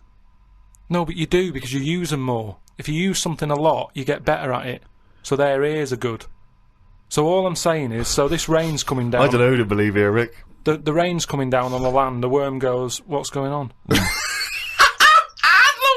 Goes, what's going on? He wiggles up to the top. So what does he do? So it goes up and it sort of sees it's raining, and then it goes back down again, doesn't it? But that's what I'm saying about the What do you mean? What is this world where he goes, oh, it's just rain again? Oh, so that's the 400th time I've been caught out this year. It's rain. I'll remember next time. I won't come up. What do you think a worm is capable of in terms of cognitive thought? What do you mean? Well, a worm can basically tell certain chemicals and certain light patterns. That's all it is, really. Yeah, and It's not thinking. It's not choosing its favourite food. But you don't know that. It's the same way you're saying to me, I don't know what a worm's thinking. You don't know what it's thinking. I know it's not thinking. You don't know that, though, is what I'm saying. You don't know what things are thinking. Everything thinks. No, it doesn't. No, it doesn't. No, the thinking. There's something in this room that's not. All right. What about this one then? What about flowers? Do you think they've got A mind. a feeling? Because here's something that Again, they use phototropism. They go towards the sun. They close and All right, open. well, Can you they stop grow. using long words, Rick, like sun? Listen. Do you know I've been to my mum and dad's? Right. I was talking to my mum about stuff, All right. and she was saying how this flower solved a crime. What happened was there was a murder, Yeah. right, in an office. So they said it's obvious that someone who works in the office did this murder, because that person's only a sort of a typist. He has, they've done nothing wrong. So they said that's narrowed it down, right? So this flower man came in, and he said, I can sort this out for you. So they said, what do you mean? He said, well, during the murder, the plant was knocked off the cabinet, Yeah. right? Right. And he had some special wires that he can put on Special the flower, wires, yeah. on the flower, and it's sort of shaking and stuff, because even though you can't see it, flowers pick up bad vibes and what have you. If you shake a plant, it doesn't like it. Okay. Right? So what happened was, he said, right, what we'll do, we'll put the plant back on the shelf, Yep. we'll water it, we'll calm it down, then get Give it a nice cup of tea. every member of staff Right. to come in the room Yeah. and just go near the flower. Right. So don't tell them. So like a lineup for the flower. kind Yeah. of. Kind of like a lineup. But sure. don't tell them what we're doing. Just send them in No. and say, stand by that cabinet where the Yeah. murder happened and what have you. Yeah. Anyway, it was a long day. They were getting through a lot of stuff. It was a big office block. Yeah. Yeah. They were going, this isn't working. The flower's not budging. Mm. Suddenly, they get into like the last part of the day when they were almost giving up. They call in a sketch artist. The plant gives them a. Some caretaker fella Caretaker. Yeah. said, go over there. Was it? You Was know, it an so- old man that? I mean, because Scooby Doo didn't like him from the beginning. No. So is that why is that janitor so evil? They send the caretaker over to the plant. He's going, he's thinking, I've got away with this. Of course. Plant starts shaking, what have you. They did him. Okay, wait a minute then. So, was there any other evidence? Was that the only evidence they used in the trial? Well, no, it's one of them things, though. Imagine it, if you're that caretaker and you're thinking, I've got away with this, then suddenly a plant grasses you up. You weren't expecting that. So suddenly you're off guard. And you go, okay, can't get that chrysanthemum away from me, I did it. You're talking absolute bollocks. That was one of the most nonsense pieces of shit I've ever heard in my life. Listen, well, it happened, but... It didn't happen. You said happen. it. But what I was saying is, about the worm, right, the worm that I saw, like I say, it was a sunny day. I thought, you know, what's that doing up here and what have you. So, anyway, so this robin that I saw that was eating the worm, it had hold of it, and I thought it's a sunny day and that, give the worm a break sort of thing. So I went, oi, like that, and it sort of dropped it in shock. But then, when it realised I wasn't that near it, it picked it up again and swallowed it. And I just thought, oh... Do you know what I mean? I don't know what you mean, no. I just thought it's a sunny day and everything. Normally birds are nice noises that I like. And yet there it is going about wrecking lives. Wrecking lives! It was a worm! But it just swallowed it really quickly in that. And I thought, that's life, innit? That's what life is like. 1 minute it's there, then it's not. I just thought, there's the worm. It came out, it was happy, didn't know what was going on. And it had an extra chance. The robin dropped it. And then it got it again and ate it, and I just made me a bit fed up. Well, do you know why, don't you? You couldn't outwit a robin. You put it off, but then it won. But that's the terrible thing, isn't it? The worm was going, oh God, Karl Pilkington. So that's who's been sent to save me, is it God? You've sent Karl Pilkington, oh, I'm dead. That's it, okay, eat me. But all I'm saying is how bird noises are normally quite relaxing, but not for the worm. Unbelievable. That was one question. Question 7. What sound or noise do you hate?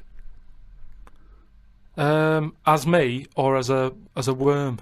I don't know what you mean. What do you mean? Why would we be asking a worm? I've never heard an actor say that to James Lipton. When he says, what noise do you hate? What, as me or a worm? No, but all I'm saying is, because of my last question, that's what I was saying. A bird noise is relaxing to me. Right. Well, it's not anymore, because I think of all the deaths and stuff that go around that. So now you hate the sound of birds? I'm just saying it's changed my view on it. It's like anything, isn't it? Every noise can mean a disaster somewhere. Can it? Why? Think of some other noises you like. Okay, what's a lovely noise? No, hang on. Why would the sound of laughter, people laughing, why would that suddenly cause... Why would that also signify disaster? Asylums. Yeah, that's depressing, isn't it? They're always laughing in asylums. But it's a scary laugh, isn't it? What? It's like, oh... If you wake up in the night by the sound of, like, a baby laughing... A baby laughing?! No, if I had a baby, right, Yeah. and Suzanne was out, she worked nights or something, Yeah! and I'd nodded off, I'd put the baby to sleep, Yeah! and then it's 3 in the morning, and I'm woken up by the sound of a baby laughing, that would terrify me. How is this that? I just think the baby's sitting up in a chair like Chucky, going... Well, no, I think the baby's reading his diary. Thinking, oh Christ, this is my father. I just hope I'm adopted. Oh God! A baby laughing! Oh God! Come on! No, I'm not getting off this subject, right? So what other sounds, right? What other sounds, right? More you like. Well, come on, there must be sounds you like. No, the sounds he hates are even more fascinating. This terrifying, haunting baby laugh. I don't think you can pick any sound and say, I like that. I imagine we don't like the sound of a tiger. Evolutionary speaking, that's probably not a good sound to hear. But there are obviously some calming noises because, you know, when your mother sings you a nursery rhyme or something when you're a kid, your mother's voice. Of course, your mother's voice. That's probably pre-programmed for you to like it. Yeah. So there's a time and a place. A lion's roar or whatever you just mentioned, a tiger growling, it's alright. If you're in a zoo, you go, oh, look at that. So there's a time and a place for everything, isn't there? Yeah. I don't know what that point is. I don't know how that relates. Because, I mean, I live in London. If I woke up and heard the sea, I'd be worried. I'd go, what's going on? You're like the worm who hears the rain. Question 8. What profession other than your own would you like to attempt? This is you as you, not as you as a worm. But have I had the training? Oh, for Oh. No, well, I've said before, haven't I, about maybe having a go at an operation. I don't know why it leaps from where it leaps from no ambition. Where if he could have a job, it would his best job he's ever had is a paper round, and if he could have a job, he'd like go to the cobbler once a week and then walk a dog. To I'd like to have a go at thoracic surgery. No, I'm just saying. I bet it's like we do this, and you know, some people like listening to it and what have you, and you go fair enough. But I never feel like I'm doing anything of any worth. No, you're absolutely right there.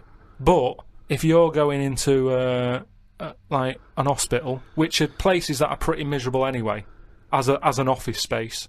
Do you know what I mean? When you're in waiting rooms and that. I'd hate to have my office in A&E. Yeah, that's what I mean. There's loads of ill people coming in. They're normally upset. Do you know what I mean? It's even if the sun's out, it's a depressing building, isn't it? There's people handcuffed to policemen. Not only have you got to go in that building and work in it, but you've then got the pressure of changing a lung or whatever I've said before. Right? Changing a lung, yeah. But I'd like to have a go at it so I can say... You've done it. I've done that. So, under what circumstances, in what world, do you think anyone's going to let you have a go at changing a lung and that?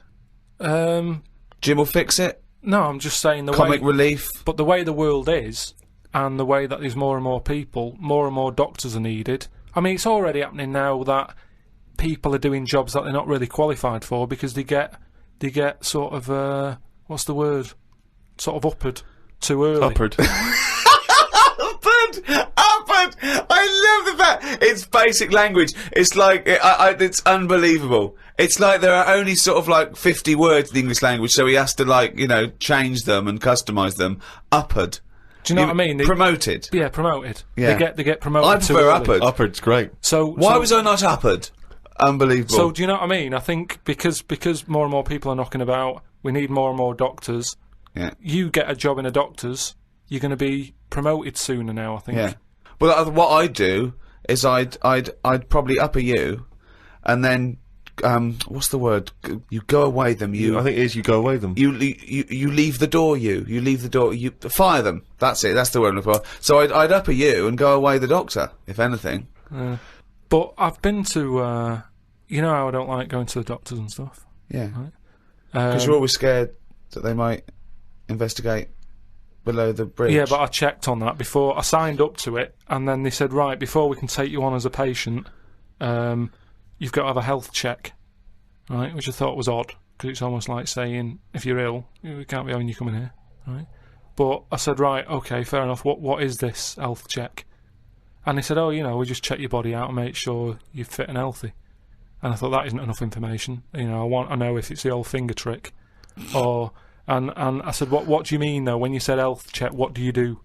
And she said, oh, it's just... I think she knew what I was getting at. And she said, oh, it's just the blood pressure, your height, your weight. Okay. That's about it. So I went and had it and stuff. But you had to... Before you sort of said, right, I want this doctor, they give you loads of forms to fill out, right? And one of the things they did was, if you die, what do you want to give away? Right, like a donor. And it had like, it's basically everything you've got in you. It was all your main bits.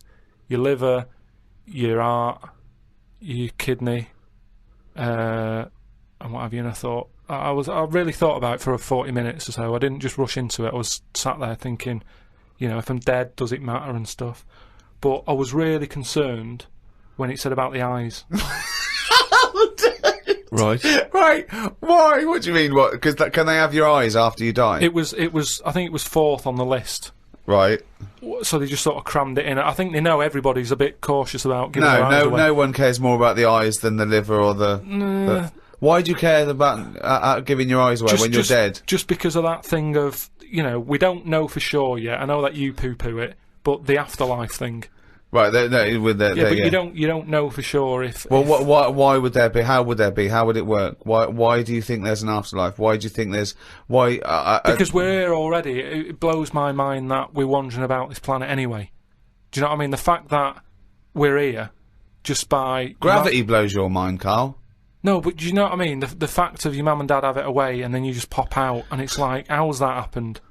And then it's Well, the what fact happens that, is the father inserts his... no, but what I mean is, you know, not just that bit. How I've said before about my heart just sort of pumping away on its own. No one's keeping an eye on it. It's not plugged into anything, and yet I want to move my hand like that, and it does it. Yeah. That blows me away, right? Yeah. I mean, you're still So- worried about whether you control your brain or the brain controls you. So what I'm saying is, how do you know what goes on after life? Because, do you know what I mean? If So this, what? So why in an afterlife would you want your eyes more than your liver and your kidneys and your lungs and your heart?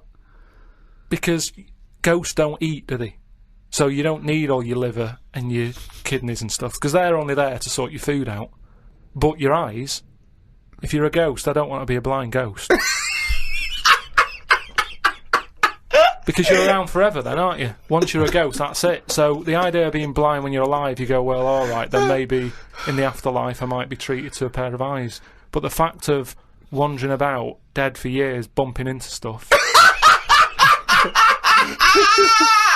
Oh God! Oh, it's amazing! So- oh, that's an amazing image. So I didn't tick that box. but why? I don't understand. In your theory of the afterlife, why is it that this ghostly Karl, why can he survive without a heart, but he can't survive without eyes? Why? Do you see what I mean? Surely, if you're this ghostly apparition, you can just see everything and you can do everything. You don't need the body. No, because you're a ghost. Yeah, I know, but I think when you're a ghost, say like how they've seen ghosts in. Right, could I just say now for any listeners, this is not the thoughts and beliefs of the management. There is no such thing as ghosts. I do not believe in ghosts. I do not believe in ESP or any mumbo jumbo. Carry on, Karl. So when there's a ghost, yeah. When they see ghosts in like old castles and stuff, Yeah. they've had their head cut off because they've been up to no good, right? Years ago. But they're carrying it around normally under their arm. That's what I'm saying. It hasn't reattached itself. So if you take the eyes out, But Karl, how is this ghostly creature able to function? It doesn't have its head on anyway. It's carrying it under its arm. So the suspicion is it doesn't need its head. no, it It does. just happens to be carrying it around because it No, the ghost- wants to keep it with it. The And ghost is always in the last condition that it was in when it was in. Who is makes these rules? The way you are in your last bit of life is how you are as a ghost forever, even in the fashion. Like I say, the ghosts that you see never wear modern clothes, so it's always the Victorian stuff. Now, if they could change it, they would, but they can't because they're stuck with it. So that's Why what I'm did you see saying with the eyes. cavemen ghosts? When did ghosts start? They didn't kick in till about 1830, did they? What if you die when you're having a rectal examination? Are you always bent forward with your trousers around your ankles and someone's finger up your But arse? why would you die when you're having that done? That's why I'm not having it done. If that's you No. But you might have both been suddenly killed in a terrible disaster. Yeah, a meteorite hit you. A meteorite hit you, or Well, that's when you get the moaning ghosts, isn't it? They're the ones who aren't happy. so you're going round bent forward. Going, You've got a "Oh." doctor's finger up your arse, Yeah. and what are you doing? You start going, oh, and that's when you have to get the vicar round What do you mean? because they have to put you to rest and what have you, don't they? And what does a vicar do when he's going? So I get the vicar round. Okay, right. This See, I don't want to get caught with someone with their finger up my arse when the vicars come round. the last thing I want to catch me is the vicar coming Oh, in when I I've can't got believe a it, yeah. doctor's finger at my arse. I usually hide in the wardrobe when Yeah, that happens. whenever that happens. So listen, forget it. no, wait. So you're haunting, right? It's years later. It's 100 years later. You're around this doctor's surgery, and there's people coming, and the doctor there, the new doctor there, and it's 2073, and they go, Vicar. They go, Vicar, there's a strange ghostly apparition. It looks like an old doctor, right? And he's got his fingers up this sort of like little. It's like a chimpanzee, but with a shaved head. No, but the doctor wouldn't be. Are you saying the doctor dies as well? Yeah, As they you? both they died. die. You die at the same time with his finger up your ass, and so you're forever having a little rectal examination with your little trousers around your ankles. Well, that's when it'd be best not to have your eyes.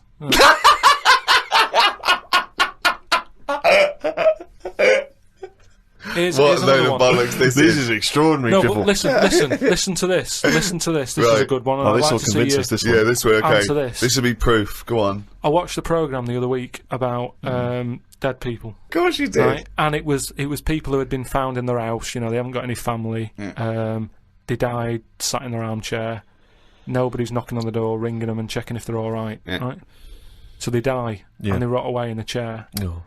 People, you know, the next door neighbour called up whoever you call up for dead people and go, there's a dead body next door, it's stinking, can you come and get rid of it, right? They go in, and... I forget what service that is. I don't know where you find that in the Yellow Pages. It's a good business though, isn't it? Hello, corpse removal. Stinky dead people. So they go in, there's flies everywhere. Of course there is, yeah. The doors and the windows are shut. Where are them flies from? What do you mean? Do you know that thing, reincarnation? Yeah. I think there it is. There's an example of it, how there was no flies in there. A body rots away. Out of the body comes flies, so you live on. Or, out of the body comes flies from the maggots that were in the body. Oh, okay, maggot then. So we've gone on, we've lived on. What do you mean? I'm just the saying fly now, it isn't lives a on. reincarnation of the maggot. The maggot is the larval stage of the fly. No, but forget all the maggot fly. Right. Think about going from man to a fly. What are you talking about? I'm saying the windows and the doors on this house was shut tight. Now, your no question flies is- had got in. They hadn't got in. They had got in. They hadn't. They'd already there.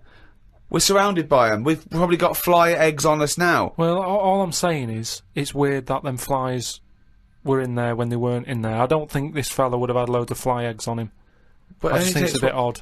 Why? What do you mean? I just think there was loads of them. You didn't see it. But it only takes one fly to lay loads of eggs. Yeah, but... So you think it's wiser to ignore Ricky's answer and go with your ghostly supernatural reincarnation one? You think that's the wise, sensible way to go? I just think it's a bit odd how every time someone's got fly eggs on them. So everybody- that to you is less of a chance of happening than when you die. Some of you turns into flies, fly parts. Well, that happened when my dad chucked a turkey away in a bin, and it was only in there for about a day. I went to go and put like a crisp packet in the bin at the end of the garden and what have you. Picked the lid off, full of flies. Yeah. Now the bin lid. Yeah. It's like a constant fight with his own brain. was fairly sealed and what have you. Yeah. Again, it's the turkey living on. No, it's not. We're It's the all the fact that same. while it was out on the table. It hadn't been out on the table. We didn't eat it in the end because it had feathers on it. My mum said, I'm not doing that. Yeah, but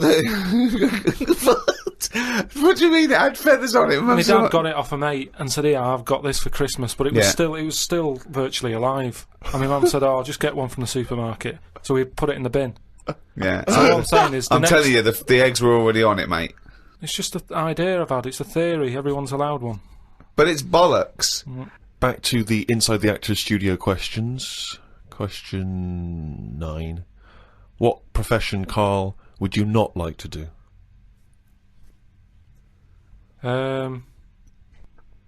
You see, in a way, some bad jobs are good jobs in a way. Because, one, it means that when you have holiday, you really appreciate it. Sure. Do you know what I mean? Whereas, you see, I always thought, like, when I had a job where I used to have to do, like, 4 hours a night when I worked through the night, I only had 4 hours to do from 2 in the morning till 6, right? But it meant that when I was on holiday, I never really appreciated it, because between 2 and 6, I'd be asleep anyway.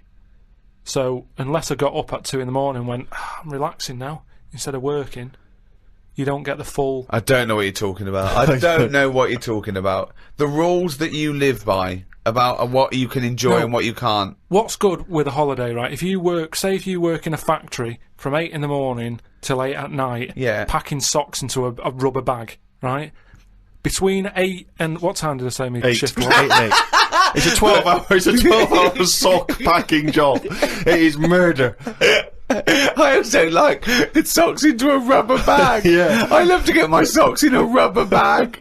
And also, he forgot the timings immediately. He said the sentence, then it went out of his head. It's like, so if you're packing from what time did I say it was? What are they packing? So, alright, so you're a sock stuffer, you do a 12-hour shift. Yeah. Okay, got it. So, you go, oh, come on, Rita, no more socks for me. I don't want to see another sock for a week. Have you got the rubber bag? Don't bring the rubber bag. That's the last thing I want to see. So what I mean is, when you're on the beach, right, by the sea, between 8 and 8, you're thinking, oh, this time yesterday I was packing socks in a rubber bag. And you can really enjoy it. You can keep going, oh, an hour later you can go, oh, I was packing socks yesterday. Yeah. And you can I'm keep glad you're saying enjoying it, love. Will you stop going on about the fucking socks? We're on holiday. I don't think this marriage is going to last. Oh, look, Rita. I know, you were packing fucking socks yesterday. Let's not fucking talk about it for a week. You boring bastard. Oh, Rita, what? This time yesterday, I know, you were packing fucking socks in a rubber cunting bag. No, I was having lunch at this time, you fucking slut. Oh, Christ almighty. So what I was saying is, when I was working from 2 in the morning till 6. To really enjoy being off from there, if I was on holiday, you'd have to get up in the middle of the night to go, oh, this time yesterday I was playing. Surely the joy is not having to get up in the middle of the night. Then when you get up and thought, God, thank God I didn't have to get up in the middle of the night like I usually do. I slept through like a normal person. Surely that's the joy. I think the joy is going, oh, I'm normally doing this at this time. But that's ridiculous, because if you worked, right, till 6 AM, you presumably went to bed and slept in till sort of 3 in the afternoon or something, yeah? So you'd be up at 10 AM going, wow, usually I'm asleep, so you get it then. So you're talking shit again. And the final question from the Inside the Actors Studio questionnaire. If heaven exists, what would you like to hear God say when you arrive at the pearly gates? Is that how it works? Oh. No, What do you mean? What's the question? Well, I don't know. You hear so many other things that you have to go through other gates. I can't imagine him being on the door, is what I'm saying. If he owns the place, what's he doing there? He could put anyone on it. It's St. Peter, isn't it, who's normally minding the gates, famously. Right, so it's him asking me. Okay, well, let's say it's St. Peter. No. You go through the gate. Peter goes, oh, you expected. He's got an appointment. We're going through the God. You go through the God. You go through a few doors. Go up the top floor, right, past the executive washroom, into his big office, okay, that overlooks the universe. And God says, why have you got a doctor with his finger up your arse? And you go, well, you should know. You caused it. So what? So you've gone in to see God. It's an audience with God. You've died. You've gone to heaven. And what would you like God to say to you at that point? He might offer you great wisdom. He might ask you a question. He might tell you something. What would you like him to say? And is this just one visit? This is like, because it's my first day. Yeah, it's your first day. With him. You get a chat with him, yeah. But after that, I don't. Well, you might bump into him at the odd, the Christmas party, the AGM. But I'm not going to be myself, am I? I'm going to be in shock a little bit, because it's like, I mean, I'm not comfortable on the first day of holiday. Because you're in different surroundings, the hotel, you've got to get used to where everything is. Yeah. So he's not going to get the best out of me. Well, to be no, honest. but you have eternal bliss. Yeah, he's got a long time to get to know you, and he knows everything anyway, so don't worry about it. So why does he see me then? What would you want God to say to you? So you walk in there, you're happy with it because you understand now you're dead, and it's a whole new world, and everything's all right. You feel great. Like, what am I saying? Well, anyway, I'm going along with this dribble. Yes. What would you like God to say to you? All right. Probably just say, oh, you've done well and that in your life. You never did anybody any harm. So welcome to heaven. Any problems, give us a shout. Here's a little layout of like a little map. It's kind of like. I love this. This is a great answer. And my favourite one is you never did anyone any harm. That's great. That's a brilliant thing for God to say. Yeah. So hang on, he's giving you a little map. So he's giving you a little map of the area. It's big. He'll sort of say, this is where you go for this is where you go for that. I'd probably ask him about the ghost situation. I'd say, am I now a ghost then? Or is this just like another planet that I've come onto? Right. I don't know if he'd answer that. I don't know if he'd be sort of a bit, a little bit... Bit cagey. Yeah, a little bit like, well, I don't want to panic you and stuff. I'd say, right, is it right that I can see past family and that? Because, to be honest, I'd probably prefer to stay away. He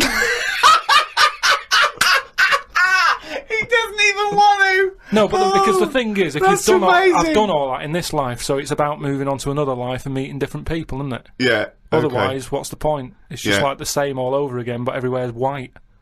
So who's the worst person? You go to heaven and it's all great, and God goes, "Oh look, and here's so and so," and you go, "Oh, what's he doing here?" Yeah. But why would he be introducing me to that one?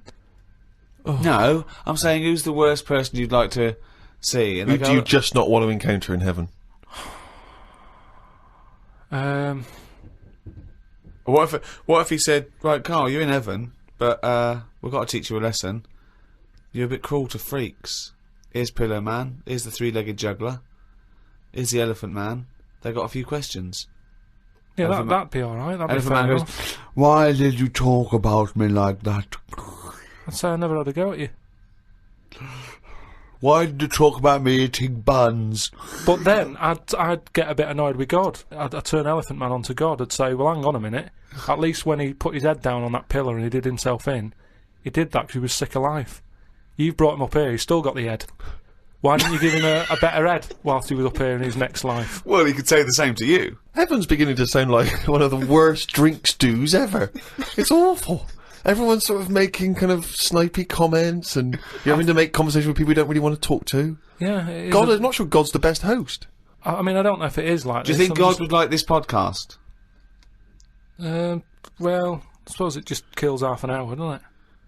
Well, yeah, but time's not a problem for him, is it? Yeah, it is, because he lives for ages, so he needs loads of filler. I bet he's, doing stuff that he's just like, I'm not really into this, but it's something to do, isn't it? Sudoku and stuff.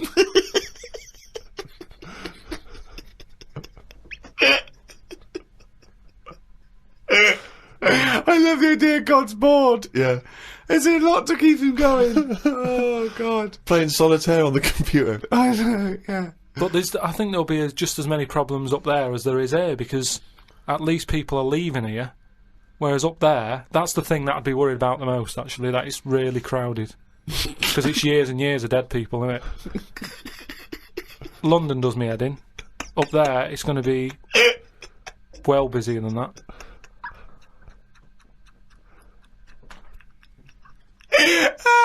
And what are you? So you're presumably you're all naked. Why has that happened? Well, because he didn't want Adam and Eve to put clothes on, did he? He was annoyed at the snake and everything, and Eve. So you're all back to nature. You're all naked. So you're all walking around naked, right? Yeah. But So you're up there. You're up there just naked, talking to Graham Norton and stuff like that. But I'd have to get used to that. If I go up there and he goes, right, you're welcome to heaven and that, and I go, all right, I've made it to heaven. He goes, yeah. Right, put your clothes in the bin bag. No, you're up there. You're already naked. Right, You I'd just- go, well, I'd say, so this is a bit odd. Why? You wouldn't worry about it, though, would you? Yeah, but it's just odd, isn't it? It's something different, and something different, you know. Well, no, you've been ease, are naked you? before. You've been naked before. Yeah, but I don't roam about with people around me. They're not naked. people. You'd have to get used to They're that. heavenly creatures. No, but I'd say, look, can you just leave me for like 4 days just to get used to this idea? 4 days. Okay. 4 days, just to get used to wandering about, and I'd be in my house, and I'd What look house? out. The house that I'm living in. Well, you don't live in a house in heaven. You just wander Why? around on clouds, don't you? All naked and just. Oh, it's getting worse. I don't think it's that good. It's not fair though, because all them lot have been up there ages with like a chance to get a bit of sun on the body and that, so they'll look all right. I'll be wandering about with like underpant marks and stuff. Underpants marks. Rick, I know this is something you always get excited about. It's Carl's diary. Can we have a jingle? I don't believe it. He's got it really done. Thank you very much. Woke up to the news about an elephant in India that had sore feet, so the locals have made it a big pair of slippers. Tried to look online for a picture, but I couldn't find anything. Sure, they've made it 2 pairs of slippers. Well, I'm only going by the facts in the diary, Rick, and I would have thought that they were absolutely bona fide and fact-checked and completely Yeah. accurate. I'd be very Yeah. surprised if there's any mistakes in here. I'm sure they've done this for an elephant before. I thought elephants have bad memories. No, Well, no, but fair enough. I thought elephants have bad memories. If they have, I'm guessing it's going to keep forgetting where it's left them. I mean, just to get if it's a myth, the myth completely wrong. Yeah. Elephants never forget. That's the saying. Not they always forget, so you can buy them slippers every year. Carl says, I haven't had a pair of slippers for years. He thinks they're dying out. No, I love slippers. I love a pair of slippers, I love mate. a pair of slippers, mate. Just wear socks. Oh, slidey on a no. slidey on a piece of lino. I know. And what about if you know, maybe opening a brand new box of thumbtacks? You drop them all over the floor. You're trying to pick them up. Rick, I've got to pop across the road to get some milk, but it's right opposite. I'm surely not going to go in my socks, though, am I? But I don't want to put on the shoes. It's mad. No. Pop some slippers on. Oh, perfect. Yeah. Yeah. But you shouldn't go out in your slippers. Why not? Just across the street, mate, to get some milk. Because they're inside shoes. You don't go roaming about on tarmac in slippers. That's basic. But you don't have any slippers, so No, you're but- just tiptoeing across the street, you know. I with put your- my shoes on. But you can pop out and get the paper and the bottle of milk, can't you, in the slippers without any harm done? No. Huh. Apparently not.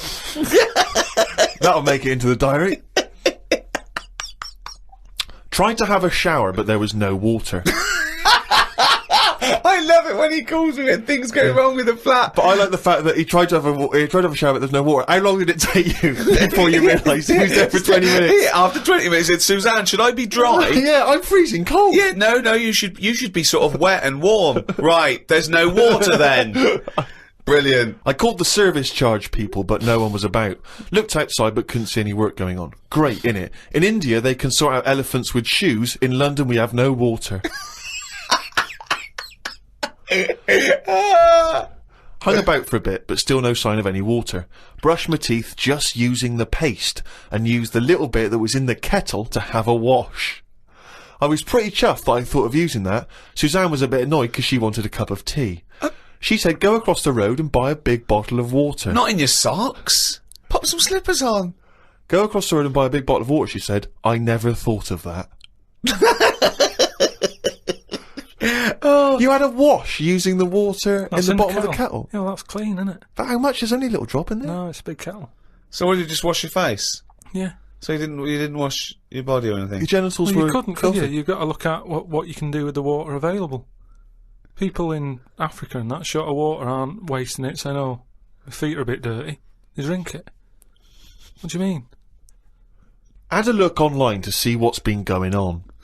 Scientists say that Everest, brackets, the mountain, just in case you've confused that with any other Everests. Maybe the double glazing people. Yeah. You say that scientists say that Everest has grown a bit. The way they were talking about it, you'd have thought it's grown loads. It's only inches. No, isn't that... They found out that it's actually a couple of inches taller than they first thought because their methods of measuring are more accurate than they were 20 years ago. So it's bigger than they thought it was. It hasn't grown. No, I just think what's happened is at the bottom, because of like people are always climbing up it, aren't they? Right? Yeah. So they're sort of wearing away the Don't soil at the talk bottom. rubbish. So their It's weight also, has pushed it down. it's It's also just measured against sea level. It's not measured about when you get... Otherwise, they'd just dig a big hole, wouldn't they, and go, right, it's down to here. If the no, but peak does it, is measured at the end against of the day, sea though, level. does it matter at the end of the day? No, but it's just nice to know, isn't it? Yeah, but that's what I'm saying is we don't need to know that. It's not going to put anyone off. Like Brian Blessed, who's always climbing up there for fun. He's not going to go, oh, I could handle it last year, but 2 more inches. Forget that. Going to be shattered. So don't worry about it.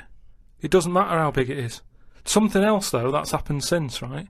They were climbing up there, and someone got near the top, and they were sort of climbing up like that, holding the cliff edge and that. And they'd forgotten the flag. Had to go back. No, their hand hit the bit of rock, and it went like, ding. I'm like, what's that? It went, ding, ding. Put another hand up, ding, ding. Piano under there. They don't know how it's got there. Right, you're talking shit again. Someone's been tipping. Well, oh, right. Up Everest. Okay. The council won't even take away your washing machine unless you pay them. They're not going to sneak up Everest. No, this is the problem, innit? Because the council won't take anything. People are going, what can we do with this? Oh, yeah. Well, I'll tell you what, yeah.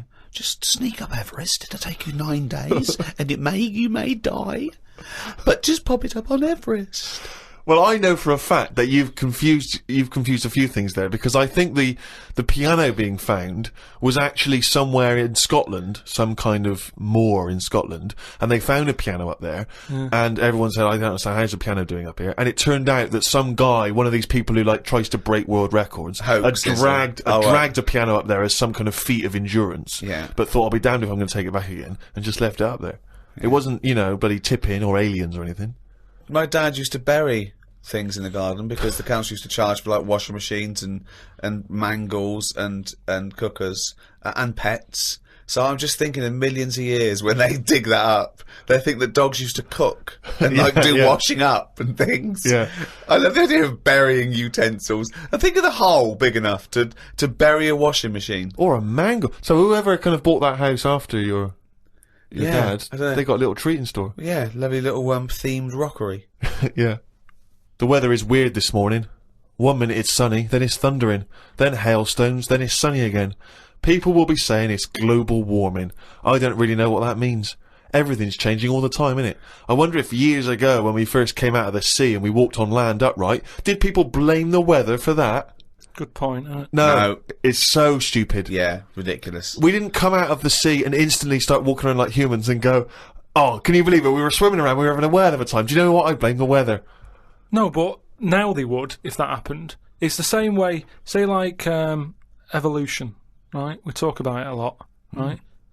Now, years ago, I don't know how it happened, but some whale had legs, right? Yeah. This is how it started. Before he was a whale, yeah. Whales started off with legs, They that's were rowing right. about on the beach front, right? Anyway, it worked out that, you know, they didn't like it or whatever, get back in. Now, say if that happened again now, right? Say if someone's born and they always say, don't they, check for lumps and stuff, right? Make sure you haven't got any lumps. Now, say sorry, who says this and what's the... Like magazines and doctors and that are always saying, check when for you're lumps. first born? Yeah. Okay. But arbitrary decision, that answer. But Go on. all I mean is, now, say if like our evolution thing is kind of like the next level is for us to have 3 legs because we're that busy on the world now. But it Everyone's doesn't work like multitasking. that. Why would it work like that?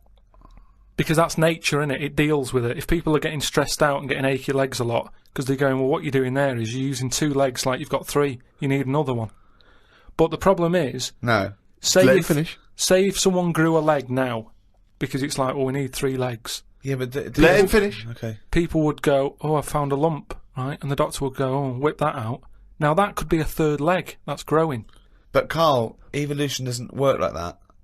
It does work Suddenly like that. something isn't born with a perfectly formed 3rd leg that can be passed on. I know, it's a lump. It starts off like a lump, and if you left it alone, it would eventually, over a bit of time... No, over many, many millions of years. Yeah, but it'd grow as another leg, but we're not letting that happen anymore. It also wouldn't happen. Limbs don't work like that either. They do if you keep putting extra pressure on 2 legs. Carl, you're honestly, what you imagine the process of evolution and natural selection to be is, it's beyond me. It's incredible. But it depends whatever your surroundings are. That's what you change to, isn't it? Like the. Well, you don't change to it. You're either selected or you're not. So,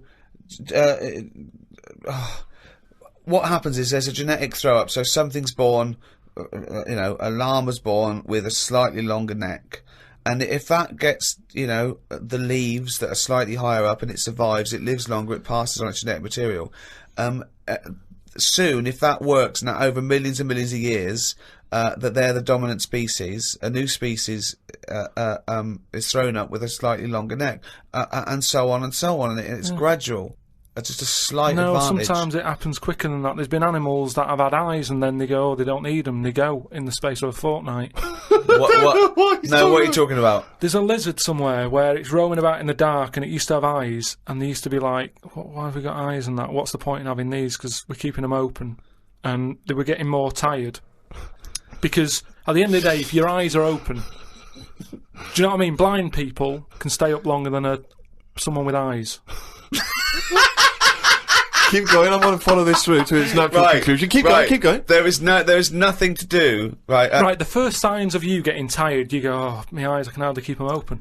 Yeah. So a blind person doesn't get that because they can roam about with them shut like that. So they never sleep, do they, blind people? Well, they sleep, but they don't need as much because their eyes aren't stinging. All guessing, all guesswork, and all nonsense. I mean, all nonsense. Well, hang on, fair enough. Okay, even if we accept that to be true of blind people, what was happening with the lizards? The lizards were going, I can't believe this is mad. We don't need our eyes. We're down underground. What's the point? Jeff, Bill, let's just no longer use eyes.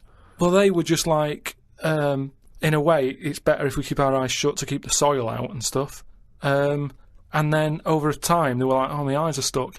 Like the time when... For a fortnight, you said? No. It's over hundreds of millions of years. And the other thing is, it's not the case that there's no will to evolution. What happened was that a blind one had no disadvantage. So he was selected better than one with eyes that maybe would find it irritating or getting in the way. You know, just like a snake, it's not a disadvantage for a snake to lose its legs because it's selected, and then it's an advantage because they can get into places that legs would get in the way. Like I've said before, right? You see like a little fella, like a midget or a dwarf or something. Right. Who's to say that isn't the way we should be? Do you mean, how do we know that... Well, everybody looks at them and goes, oh, look, little fella.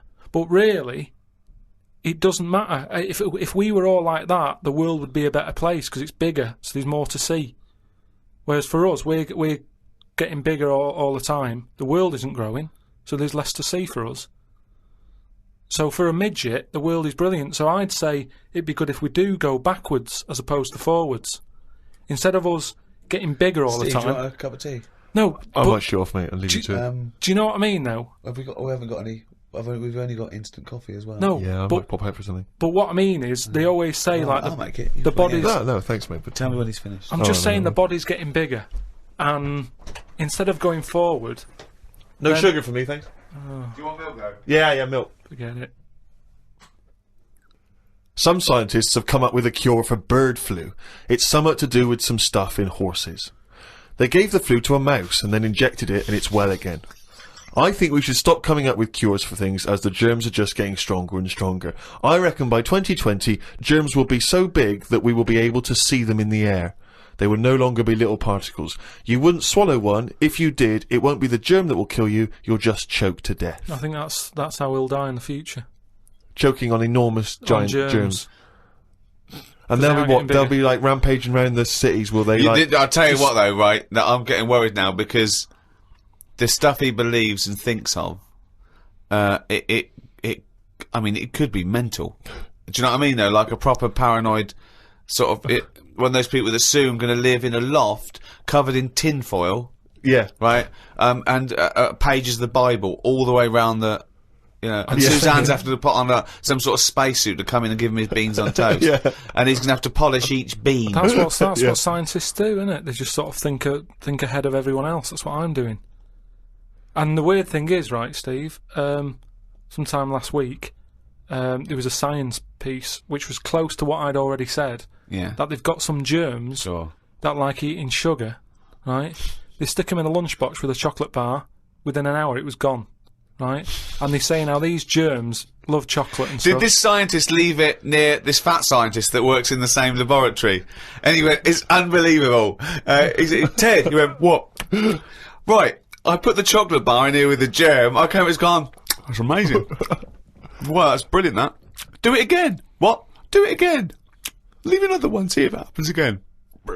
So in the future, you're running around and germs are... eating chocolate. That's not science, that's Pac-Man. Went to bed and chatted about food to Suzanne. I said it would be best if our bodies could be run on something like coal. That way you wouldn't get fat people because you wouldn't be eating for enjoyment. You'd just be eating to give you energy. Suzanne said, why do you always take the nice things out of life?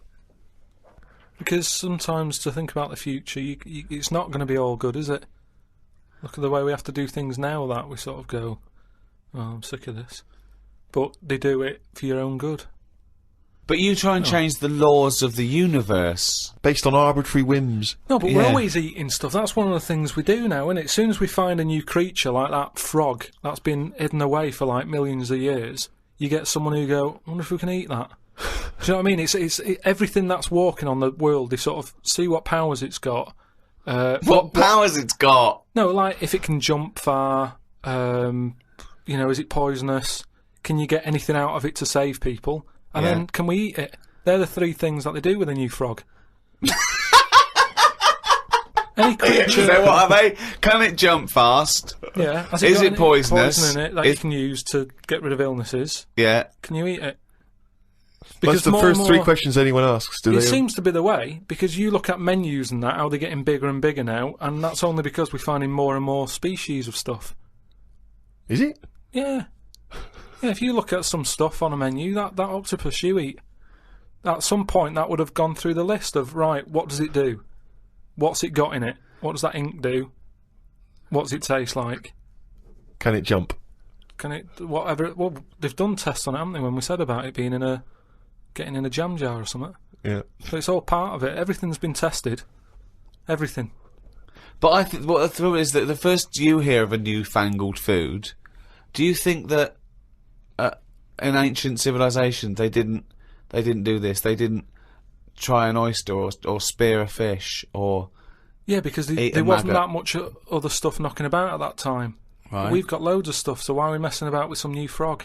It's all like people just like showing off, don't they? Leave the frogs, let them get busy and have loads of them.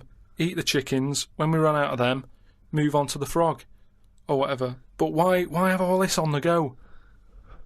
Do you know what I mean? It just makes it. I hate going out for a meal now because it's like, what you having? Oh, I'm sick of it. Look at it all. And then you're forced into people going, oh, have you had the new frog? I don't want it. I'm happy with chicken. That's what I mean. Yeah. Unbelievable. Have you ever been out, Rick, and someone's been trying to force frog on you? Never. I've never been forced frog in my life. Although I did go for a meal once with Karl. We went there and he had the Oriental hors d'oeuvres. I recommended, right? And he was trying to get this little oyster, right, off the shell, right, and he was getting it stuck to its house, right, and I looked round and his eyes were watering and he was choking and he was drinking water. I said, what? And he said, I ate that, and it was a big blob of wasabi. Oof. Right, and I said, why did you put it all in at once? He went, he said, I thought it was a mushy pea. Why would they put one mushy pea? Was it hardcore, the wasabi? It felt like my head was caving in. That was just Ricky squeezing it, wasn't it? Between courses. Trouble with that though is, you know, hot food. Why you get addicted to really hot food is the pain is actually it's killing taste buds, and then endorphins are released in the brain, like, you know, a morphine derivative to sort of go, it's all right, or calm the pain. So you actually get addicted to that sort of, you know, what happens. Why would you want to kill your taste buds? But new ones come back. Well, yeah, I think I think you straight away. Well, I don't know how long it takes. I don't know. I'm not sure. No, it's just, is that the chef sort of going, oh, I'm serving some right rubbish tonight. Give him some of that kusabi. Kusabi! Oh God, and Tonto. Oh God. Back to the diary. At lunchtime, I went to a local cafe and had an omelette. An old woman who was about 70-ish was in there eating pizza. It didn't look right. No. I know what you mean there, actually. Old people eating pizza seems a bit weird. What about an old Italian lady eating pizza? Would that be alright? No, I'd expect her to have lasagna.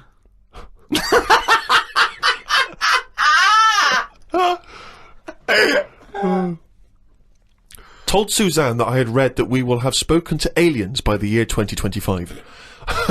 Ricky once told me that if a lion could speak English, it still couldn't have a good chat with us because its life is different to ours.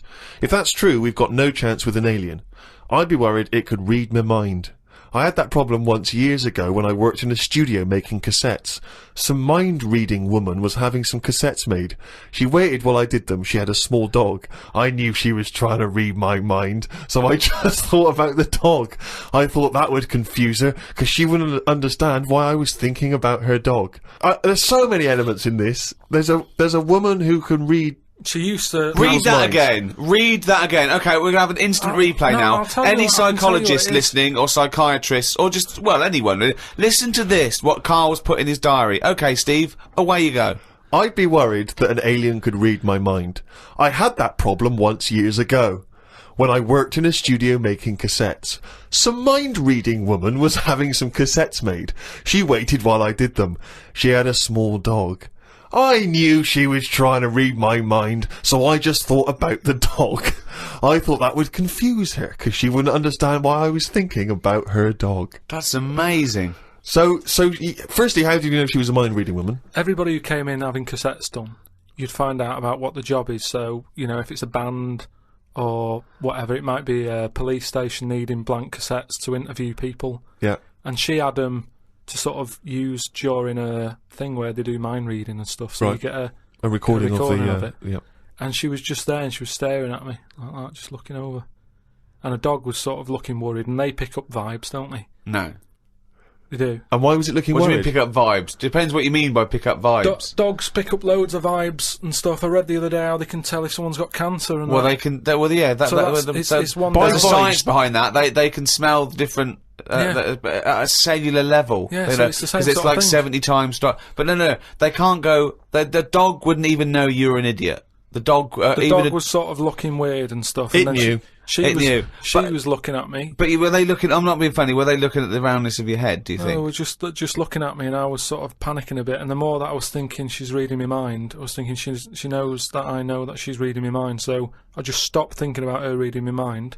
Thought about the dog What were you thinking about the dog? just running about on a beach. He remembers what he was thinking. No, just so she thought, oh, hang on a minute, it's not his mind, it's the dog's mind I'm picking up. Oh, so you thought she'd go? Oh no, I'm getting it all taken up. I've got a cross line here. But why were you worried that she was reading your mind? Because you weren't thinking of anything No, but- unsavory. but- Hold on, don't. Oh, please. No, I'm just trying to get in his mind. It his doesn't rationale. work, Carl. No one can his- read your mind. No, but wait, what I mean is, even if, let's assume that you thought she could read your mind, why did you think that there was anything wrong with finding out what you were thinking?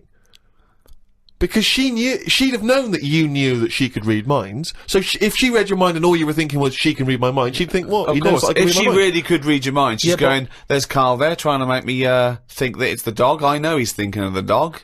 No, but when you sort of try and think of normal things, you think of mental things, don't you?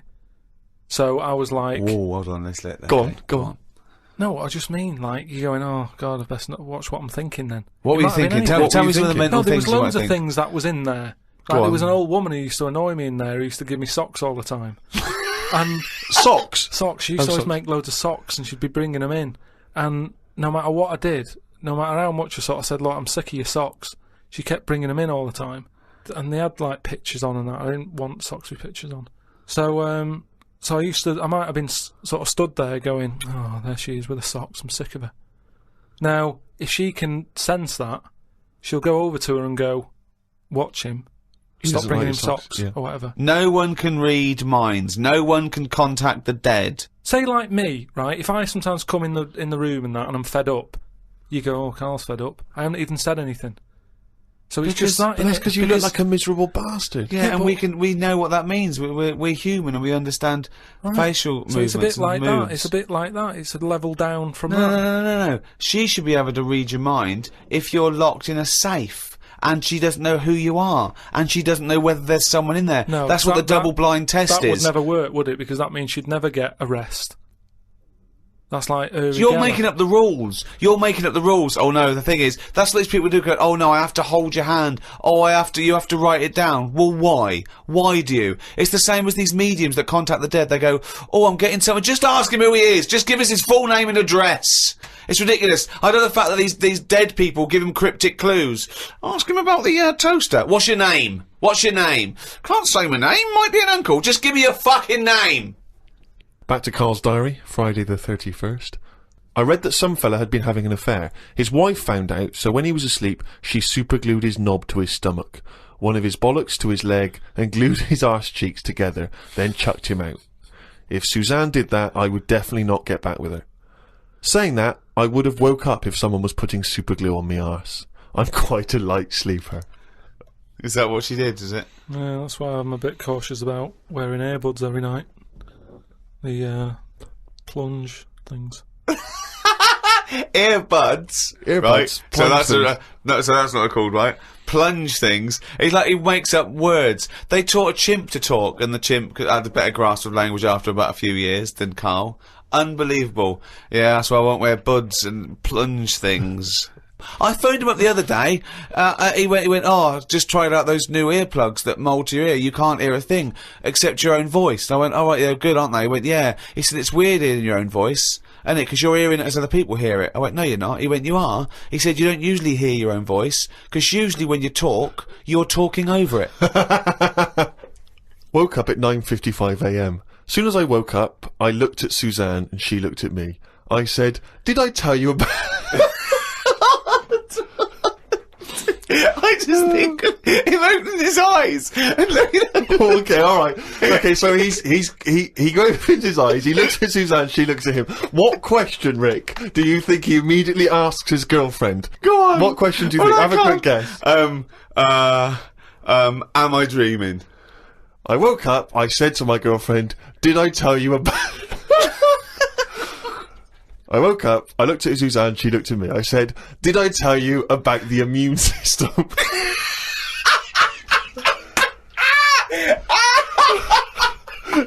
I tell you about the immune system? Suzanne started laughing. I said, it's amazing. She said, not now. Oh, God! I was thinking that! Springing into action, he zips up, his eyes are like... Did I tell you about the immune system? Oh, shut up, Karl. Put the kettle on. Oh, God! Oh, fucking hell! Was talking to Suzanne about how it's odd that Sundays are meant to be the day of rest. I thought God was meant to be born on a Sunday. Or was it the 7th day that he finished making the world? Imagine how good the world could have been if he'd given it an extra day. Sometimes it's best to give yourself a deadline, though, so you don't faff about. I looked at Suzanne. She was leaning back on the bench with her eyes shut with the sun on her face. I never got an answer to my question. Pretending to be asleep. I met up with my mate Laurie. He said he was in a pub at the weekend and saw a bloke whose hands were on the wrong arms. No! No! What do you mean? Well, he had his left hand on his right arm and the right hand on the left arm. I don't think this would be a problem if he's been like that from an early age. When I was in Ripley's in LA, I saw a bloke whose head was on back to front. That's more annoying, isn't it, than your hands? Isn't it? Now then, would you walk... how would you walk? Would you be walking backwards, Karl, so that you could walk... So you're basically walking forwards? I reckon I'd walk sideways so nobody would sort of tell the difference. It just looked like... Oh, God! He solved it again! He's thought it through. Oh. Got home and read my magazine. There was a story about a baby that was born that looked like a frog. What magazine's this? That made the news. That was in a proper newspaper in the end. The story used the description to describe it. There was a picture. I think it was a fairly decent description. It didn't really have a neck or top half of its head. It would look alright if it always wore a scarf and a hat. The world would be a more interesting place if there were loads of different types of humans like there are creatures. Then some people would be good at certain jobs. Spider people, ant people, builders. Cockroach people, dustbin men. Good idea, isn't it? I mean, Cockroach men, spider men, what are you talking about? I haven't had a normal conversation with you for a year. No. It's getting worse, I think. I think it's because you've left and you've got too much time on your hands and you live in your head for sort of like maybe 8 hours a day, and then you offload when someone calls you, or when you call me, or Suzanne gets the brunt of it. But I mean, I don't know. I really would like to, and the nicest. I still think he's brilliant, right? But I would like to get a little psychiatrist in, just to. Would you mind seeing a psychiatrist? No, it's just there's nothing wrong. These are all ideas, aren't they? You look at some insects, right? Yeah. They don't have machinery, yet they're getting by, aren't they? They have their lives like we do. They get up. They wander about, they collect food, they tidy up, they fix stuff, they make their own house. We can't do any of that. So what I'm saying is, why aren't we using them?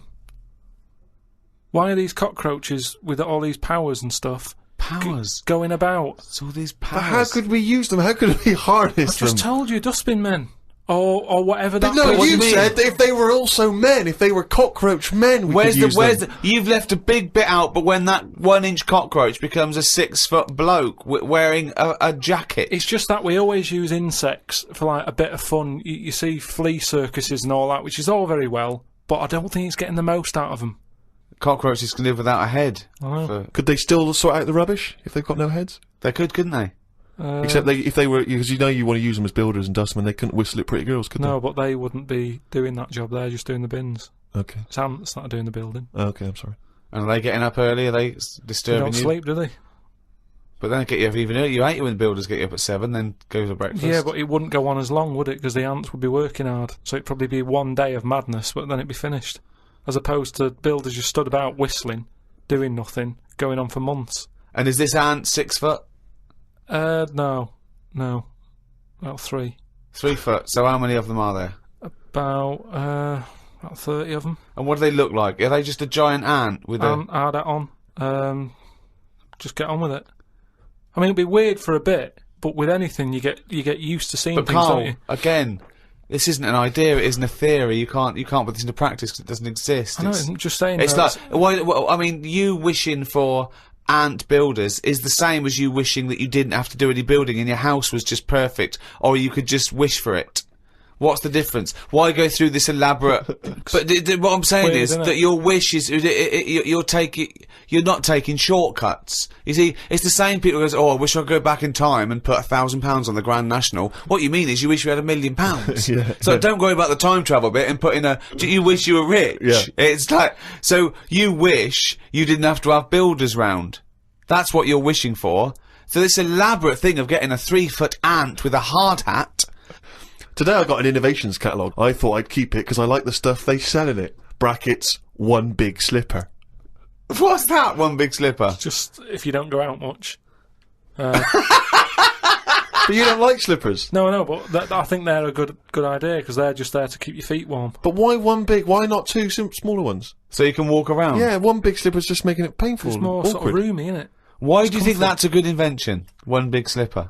How is that better than two smaller slippers? Because the problem is with slippers, right? You've already said how you nip across the road in them, right? So you muck them up and you have to buy some more. There's no way you'll be nipping to the shops in that one big one. That will always stay where it should be, by the sofa next to the telly. And you go, right, I'm in for the night now, where's my slipper? But can I just put my feet inside a cushion cover or something? What? If you want, but it's only cheap, why not get one? You're right. They're only cheap. Why not get one? But then, Carl, why not get one big glove? If you're not going out, right, just get one big glove. You don't have to do anything, just one big glove. Pop your hands in one big glove. I'm not going out. Gloves, you have to go out and touch stuff. Just one big glove. Why? Well, yeah, why bother putting trousers on? You've got to put legs in both. Why not just wear a skirt? Yeah, well, pop a skirt on, yeah. Just put on a lady's skirt or a lady's dress. It's one piece, isn't it, then? Yeah. Just pop around in a One big lady's- monocle, don't wear glasses, wear one big monocle. Yeah. I mean, it's stupid having two gloves. Two gloves, two slippers is mental. Anyway, I had a good sleep last night. So much so that I woke up before my legs did. I don't know what that means! This has happened before when I was younger. We used to have a phone in the bathroom so that if anyone called and we were on the toilet, you'd still be able to be available. My bedroom was next to the bathroom and the phone rang one morning. My mum and dad were at work and my brother and sister were out somewhere and the phone woke me up. So I jumped out of bed to answer it, but the bottom half of my body was still asleep and I fell to the floor. It's horrible. Has that ever happened to you? Well, hang on. I had to crawl for a bit and reached for the phone. It was a fella selling some bread to my dad for the shop. By the end of the call, my legs were working again. It's a weird sensation. What shop? My mum and dad used to have a butty shop. So Did they? But the thing is, just on the floor, top half, I had to sort of crawl, carrying my weight, and my legs were just like they weren't there. It's really, really weird. You mean you woke up with two dead legs, two pins and needles legs? Are you sure you weren't wearing just one big slipper?